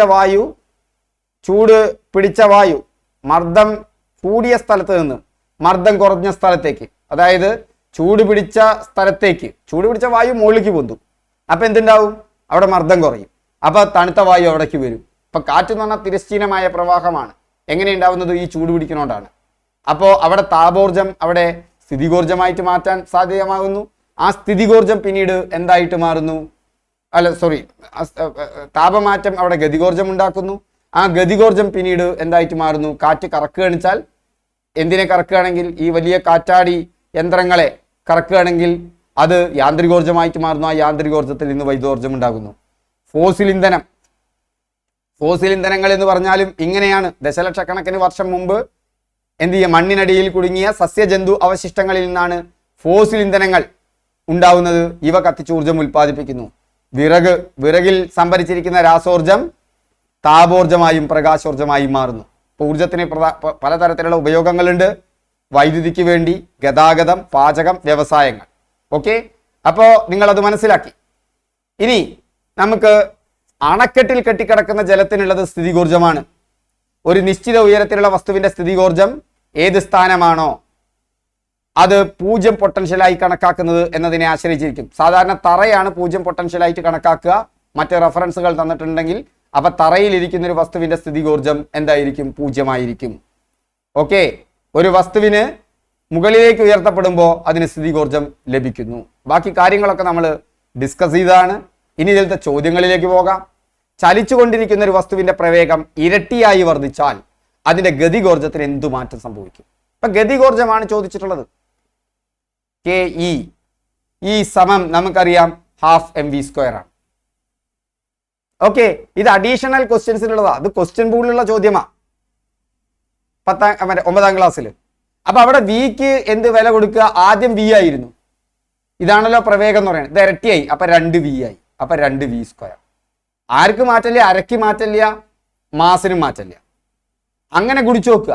ഈ വി എന്നുള്ളത് എന്തായി മാറി? ഇരട്ടിയായി മാറി. അപ്പൊ 2v ആയിട്ട് മാറി. ഇപ്പൊ v² പകരം 2v² ആയി മാറി. ഇപ്പോ അര m × 2v² എന്ന് പറഞ്ഞാൽ 2² 4 ഇത് v² ആണ്. ഈ 4നെ പിടിച്ച് പുറത്തേക്ക് എടുക്കുക. അപ്പൊ 4 × ബാക്കി അരണ്ട് m ഉണ്ട്, v² ഉണ്ട്. ഈ അര mv² തന്നെയല്ലേ ഇതും ആദ്യം ഉണ്ടായിരുന്നത്. ഇപ്പൊ അതിന്റെ എത്ര ഇരട്ടിയായി മാറി? 4 ഇരട്ടിയായിട്ട് മാറി. ഞാൻ ഒന്നുകൂടി പറയാം, ശ്രദ്ധിച്ചോളൂ. പ്രവേഗം ഇരട്ടിയായി. പ്രവേഗം ഇരട്ടിയായി എന്ന് പറഞ്ഞാൽ ഗതികോർജത്തിൽ വന്ന മാറ്റം എന്ത്? ആദ്യം v ആണ് എന്ന് വിചാരിക്കുക. ഇപ്പൊ ഇരട്ടിയായി എന്ന് പറഞ്ഞാൽ 2v ആയി മാറി. അപ്പൊ 2v². ഇതാണ് ഇപ്പൊ മൊത്തം പ്രവേഗം. ഹാഫിനും എമ്മിനും മാറ്റില്ല. രണ്ടാമത്തെ കെ ഇ എന്ന് പറയുന്നത്, അല്ലെങ്കിൽ ഈ മാറി വന്ന കെ ഇനെ നമുക്ക് 1 എന്ന് എഴുതാം. ഇനി നോക്കൂ, അര എം അവിടെ തന്നെ നിർത്തുക. 2ന്റെ സ്ക്വയർ എത്രയാണ്? 4 ആണ്. വിന്റെ സ്ക്വയർ v² ആണ്. ഈ പുതുതായി വന്ന 4നെ പുറത്തേക്ക് എടുത്താൽ ഉള്ളിൽ ആരുണ്ട്? അര mv² ഉണ്ട്. ഈ അര mv² തന്നെയാണ് കെ ഇ. അപ്പൊ പുതിയ കെ ഇ എന്ന് പറഞ്ഞാൽ 4 കെ ഇ ആണ്. 4 ഇരട്ടിയായി എന്നർത്ഥം. സിമ്പിൾ അല്ലേ? സിമ്പിൾ അല്ലേ? എന്താണ് ഇതിലൊക്കെ പ്രയാസമുള്ളത്? നിങ്ങൾ ഒന്നും കൂടി കണ്ടുനോക്ക്. ഇതൊക്കെ സിമ്പിളാണ്, മനസ്സിൽ ഉണ്ടാവണം, അത് മനസ്സിലാവും എന്ന് പറയാം. ഇപ്പൊ യാന്ത്രികോർജത്തിന് 2 തരമുണ്ട്, ഗതികോർജം എന്നും സ്ഥിതികോർജം എന്നും. ഗതികോർജം ഒരു വസ്തുവിന്റെ ചലനം കൊണ്ട് ലഭ്യമാകുന്ന ഊർജ്ജമാണ്. അതിന്റെ formula kinetic energy K E സമം ½ mv² ആണ്. m വസ്തുവിന്റെ പിണ്ഡമാണ്, v വസ്തുവിന്റെ പ്രവേഗമാണ്. ഗതികോർജത്തെ സ്വാധീനിക്കുന്ന ഘടകങ്ങൾ അപ്പൊ ഞാൻ നേരത്തെ പറഞ്ഞു, ഈ ഫോർമുല എടുത്ത് ഓർത്തു വെക്കുക. മാസ് പിണ്ഡം, v പ്രവേഗം. വസ്തുവിന്റെ പിണ്ഡവും പ്രവേഗവും കൂടുന്നതിനനുസരിച്ച് ഗതികോർജം മാറും. ഇനി പ്രവേഗം ഇരട്ടിയാകുമ്പോൾ ഗതികോർജം 4 ഇരട്ടിയാകും. ഇനി പിണ്ഡം പകുതിയാകുമ്പോഴും പ്രവേഗം ഇരട്ടിയാകുമ്പോഴും ഇങ്ങനെ എന്തുണ്ട്? അവിടെ ക്വസ്റ്റ്യൻ ബോർഡിൽ ഒരു ചോദ്യമുണ്ട് ഈ SCERT ബുക്കിൽ. അതൊന്ന് ചെയ്തു നോക്കാം. പിണ്ഡം പകുതിയായി, പ്രവേഗം ഇരട്ടിയായി. അപ്പൊ എന്ത് സംഭവിക്കും? Kinetic energy. പിണ്ഡം പകുതിയായിരുന്നു, ½ mv². ഇപ്പൊ പുതിയ കൈനറ്റിക് എനർജി പിണ്ഡം പകുതിയായി, ½ m/2. പ്രവേഗം ഇരട്ടിയായി, 2v². അങ്ങനെ വരുമ്പോ ½ × m/2 × 2ന്റെ സ്ക്വയർ 4, v² തന്നെ. ഇതിൽ നിന്ന് നിങ്ങൾ 4നെ പുറത്തേക്ക് എടുക്കുക. പിന്നെ പുതുതായി വന്ന ഈ 2നെയും പുറത്തേക്ക് എടുക്കുക. ബാക്കി ആരുണ്ട്? അര mv². 4/2 എത്രയാണ്? 2 അര mv². മൊത്തം ചെയ്യരുതിട്ടാ, ഈ അര mv² എപ്പോഴും നിർത്തണം. അപ്പൊ നമുക്ക് ഇക്വേഷൻ ആയി. ഈ അര mv² എന്ന് പറഞ്ഞാൽ കെ ഇ ആണ്. അപ്പൊ പുതിയ കെ ഇ എന്ന് പറയുന്നത് 2 എത്രയാണ്? 2 ഇരട്ടിയാണ്. എത്ര ഇരട്ടിയാണ്? 2 ഇരട്ടിയാണ്. ക്ലിയർ ആവുന്നുണ്ടല്ലോ? അപ്പൊ അത് 2 ഇരട്ടിയാണ് എന്ന് നമുക്ക് കിട്ടി. ഇനി ഇത് ഞാൻ വിശദീകരിക്കുന്നില്ല. ഒരു ഉപഗ്രഹത്തിന്റെ ഗതികോർജം 2m ആണ്. ഒരു ഉപഗ്രഹത്തിന്റെ ഗതികോർജം 2m ആണ് എങ്കിൽ ആ ഉപഗ്രഹത്തിന്റെ ആകെ ഊർജം എന്തായിരിക്കും? അവിടെ ഒരു കാര്യം മനസ്സിലാക്കിയാൽ മതി.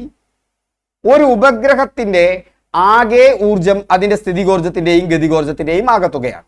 അതിന്റെ ആകെ ഊർജം, ടോട്ടൽ എനർജി കിട്ടാൻ കൈനറ്റിക് എനർജിയും പൊട്ടൻഷ്യൽ എനർജിയും തമ്മിൽ കൂട്ടിയാൽ മതി.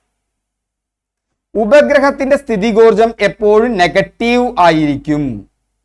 കൂടാതെ അതിന്റെ കേവല വില ഗതികോർജത്തിന്റെ ഇരട്ടിയായിരിക്കും.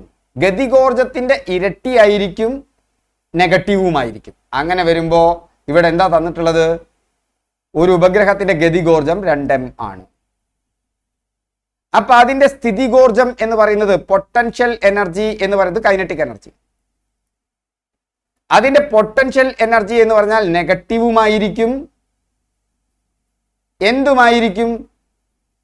അവിടെ ശ്രദ്ധിക്കണം, അതിൻ്റെ ഇരട്ടിയുമായിരിക്കും. മനസ്സിലായോ? എന്തിൻ്റെ ഇരട്ടിയുമായിരിക്കും? ഗതികോർജത്തിന്റെ ഇരട്ടിയുമായിരിക്കും. നെഗറ്റീവുമായിരിക്കും, ഇരട്ടിയായിരിക്കും. അപ്പൊ -4. ഇനി അതിന്റെ ആകെ ഊർജ്ജമാണ് ചോദിച്ചിട്ടുള്ളത്. ആകെ ഊർജ്ജം കിട്ടാൻ അതിന്റെ കൈനറ്റിക് എനർജിയും അതുപോലെ തന്നെ അതിന്റെ പൊട്ടൻഷ്യൽ എനർജി അതിന്റെ പൊട്ടൻഷ്യൽ എനർജിയും കൈനറ്റിക് എനർജിയും തമ്മിൽ കൂട്ടുക. 2m -4m കൂടി കൂട്ടിയാൽ -2m ആയിരിക്കും. അതുകൊണ്ട് ഇവിടെ ഉത്തരം സി ആണ്. അങ്ങനെ ഓർത്തു വെക്കുക. ആ ചോദ്യം റിപ്പീറ്റ് ചെയ്തു വന്നാൽ ഇനി വിടരുത് എന്നർത്ഥം. മാസ് പകുതിയാവുകയും പ്രവേഗം ഇരട്ടിയാവുകയും ചെയ്താൽ വസ്തുവിന്റെ ഗതികോർജം, നേരത്തെ ഞാൻ പറഞ്ഞില്ലേ പുസ്തകത്തിലുള്ളതാണെന്ന്, അത് ചോദിച്ചു 10th പ്രിലിംസിന്, ഇരട്ടിയാകുന്നു. നോക്കൂ, ഈ ചോദ്യം കണ്ട ഒരാൾക്ക് മനസ്സിലായി. എന്താ മനസ്സിലായത്?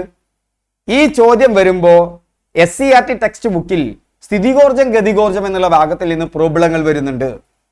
SCERT ബുക്കിൽ ഇതുമായി ബന്ധപ്പെട്ട 6 പ്രോബ്ലം ഉണ്ട്. 6 പ്രോബ്ലം ഞാൻ പഠിച്ചാൽ ഇത് കിട്ടാൻ സാധ്യതയുണ്ട്. ക്ലിയർ ആവുന്നുണ്ടോ? മുൻകാല ചോദ്യങ്ങളിൽ നിങ്ങൾക്ക് കറക്റ്റായിട്ട് സന്ദേശമുണ്ട് ഏതാണ് പരീക്ഷയ്ക്ക് വരിക എന്നുള്ളത്. നിങ്ങളത് ശ്രദ്ധിക്കാഞ്ഞിട്ടാ. വെറുതെ ഒരുപാട് ചോദ്യങ്ങൾ പഠിച്ച അതിന്റെ അനുബന്ധ വസ്തുക്കൾ പഠിക്കുന്നതിനപ്പുറത്തേക്ക് ആ ചോദ്യം എവിടെ നിന്ന് വന്നു അതാണ് വരുന്നത്. അപ്പൊ ഗതികോർജത്തിന്റെ ഫോർമുല 12mv² ആണ്. ഗതികോർജം വസ്തുവിന്റെ പിണ്ഡത്തെയും വസ്തുവിന്റെ പ്രവേഗത്തെയും ആശ്രയിച്ചിരിക്കുന്നു. നമ്മൾ നേരത്തെ പഠിച്ചു കഴിഞ്ഞതാണിത്. ഇനി ഒരു വസ്തുവിന് അതിന്റെ സ്ഥാനം മൂലം ലഭ്യമാകുന്ന ഊർജം ഏത്? സ്ഥിതികോർജമാണ്. അപ്പൊ സ്ഥിതികോർജം സ്ഥാനം കൊണ്ടും രൂപമാറ്റം സ്ട്രെയിൻ കൊണ്ടും വസ്തുവിന് ലഭിക്കുന്ന ഊർജം. സ്ഥിതികോർജത്തിന്റെ ഫോർമുല P = mgh. ഓർത്തു വെക്കുക. അപ്പോ ഒരു കാര്യം കൂടി ഇവിടെ ഓർത്തു വെക്കുക. തറയിൽ നിന്ന് ഉയരം കൂടുമ്പോൾ സ്ഥിതികോർജം കൂടുന്നു, ഉയരത്തിൽ നിന്ന് താഴേക്ക് വരുമ്പോൾ സ്ഥിതികോർജം കുറയുന്നു. ജലസംഭരണിയിൽ ശേഖരിച്ചിരിക്കുന്ന ജലത്തിന് സ്ഥിതികോർജമുണ്ട്, തറയിലിരിക്കുന്ന ഒരു വസ്തുവിന്റെ സ്ഥിതികോർജം 0 ഇതൊക്കെ നമ്മൾ പറഞ്ഞതാണ്. അപ്പോ സ്ഥിതികോർജം ഒരു വസ്തുവിന്റെ സ്ഥാനവുമായി ബന്ധപ്പെട്ടിരിക്കുന്നു, അതിന്റെ ചലനവുമായി അല്ല. വീണ്ടും നോക്കൂ, 10th പ്രിലിംസിന് 30 മീറ്റർ ഉയരമുള്ള ഒരു കെട്ടിടത്തിൽ നിന്ന് 50 ഗ്രാം ഭാരമുള്ള കാലില് താഴെ എത്തുമ്പോൾ അതിന്റെ പ്രവേഗം ഏകദേശം എത്രയായിരിക്കും? ഞാൻ പറഞ്ഞിട്ടില്ലേ, ഇത് ചോദിക്കാൻ സാധ്യതയുണ്ട്, ആൾറെഡി ചോദിച്ചു കഴിഞ്ഞു. അപ്പൊ നമ്മൾ ആദ്യം എന്ത് കാണിക്കും? പ്രവേഗമാണ് കാണേണ്ടത്. അപ്പൊ നമ്മൾ ആദ്യം എന്ത് കാണും? കൈനറ്റിക് എനർജി കാണും. കൈനറ്റിക് എനർജി കാണാൻ നമുക്കറിയാം 12mv² ആണ് അല്ലേ? അപ്പൊ ഇവിടെ 30 മീറ്റർ ഉയരമുള്ള ഒരു കെട്ടിടത്തിൽ നിന്ന് 50 ഗ്രാം ഭാരമുള്ള കല്ല് താഴെ എത്തുകയാണ്. അപ്പൊ അതിന്റെ പൊട്ടൻഷ്യൽ എനർജി എത്രയാ? തുടക്കത്തില് അതിന്റെ പൊട്ടൻഷ്യൽ എനർജി എന്ന് പറഞ്ഞാൽ നമുക്കറിയാം mgh ആണ്. തുടക്കത്തിൽ അത് വിഴുന്നതിന് മുമ്പ് ആ mgh നമ്മൾ കാണുന്നു. അത് എത്രയാ? 30 × 30 മീറ്റർ ഉയരമാണ്. m എത്രയാ? 50 ഗ്രാം. 50 ഗ്രാം എന്ന് പറഞ്ഞാൽ നിങ്ങൾക്കറിയാം അത് 0.05 ആണ്. 50 ഗ്രാം എന്ന് പറഞ്ഞാൽ 0.0 ആണ്. 50നെ 1000 കൊണ്ട് ഹരിച്ചാൽ നമുക്ക് കിട്ടുക 0.05 ആണ്. ഓക്കെ, ഇൻറ്റു അതിൻ്റെ g എന്ന് പറയുന്നത് 10 ആണ്. അപ്പൊ 30 × 5 × 10 0.5 × 10 എന്ന് പറഞ്ഞാൽ നമുക്ക് 5 എന്ന് കിട്ടും. 30 × 5 150 ജൂൾ എന്ന് കിട്ടും. ഇനി ഇത് മുകളിലിരിക്കുമ്പോഴാ, ഈ കല്ല് മുകളിലിരിക്കുമ്പോഴാ, ഇത് താഴത്തെത്തുമ്പോ ഈ പൊട്ടൻഷ്യൽ എനർജി മുഴുവൻ കൈനറ്റിക് എനർജി ആയിട്ട് മാറും. അപ്പൊ താഴത്തെത്തുമ്പോ അതിന്റെ കൈനറ്റിക് എനർജി 150 ജൂൾ. ആ കൈനറ്റിക് എനർജിക്കുള്ള ഫോർമുല നമുക്കറിയാം, 12mv² ആണ്. അത് 150 ജൂൾ ആണ്. ഇതിൽ നമുക്ക് 12 × m നമുക്കറിയാം. m എത്രയാണ് തന്നിട്ടുള്ളത്? അതിന്റെ മാസ് തന്നിട്ടുണ്ട് അല്ലെ? 50 ഗ്രാം ആണ്. 50 ഗ്രാം എന്ന് പറഞ്ഞാൽ നിങ്ങൾക്കറിയാം 0.5 കിലോഗ്രാം ആണ്. Into v² = 150. v² കാണാൻ വേണ്ടി നമ്മൾ എന്ത് ചെയ്യുന്നു? v² കാണാൻ വേണ്ടി ഈ 150ന്റെ അടുത്തേക്ക് 0.5നെ കൊണ്ടുപോകുന്നു, 2നെയും കൊണ്ടുപോകുന്നു. ഹരിക്കാനുള്ള 2 ഗുണിക്കാനുള്ള 2 ആയി മാറുന്നു, ഗുണിക്കാനുള്ള 0.5 ഹരിക്കാനുള്ള 0.5 ആയി മാറുന്നു. അപ്പൊ 300/0.5. ഓക്കെ, ഇനി 0.5നെ നമ്മൾ എന്താക്കി മാറ്റുന്നു?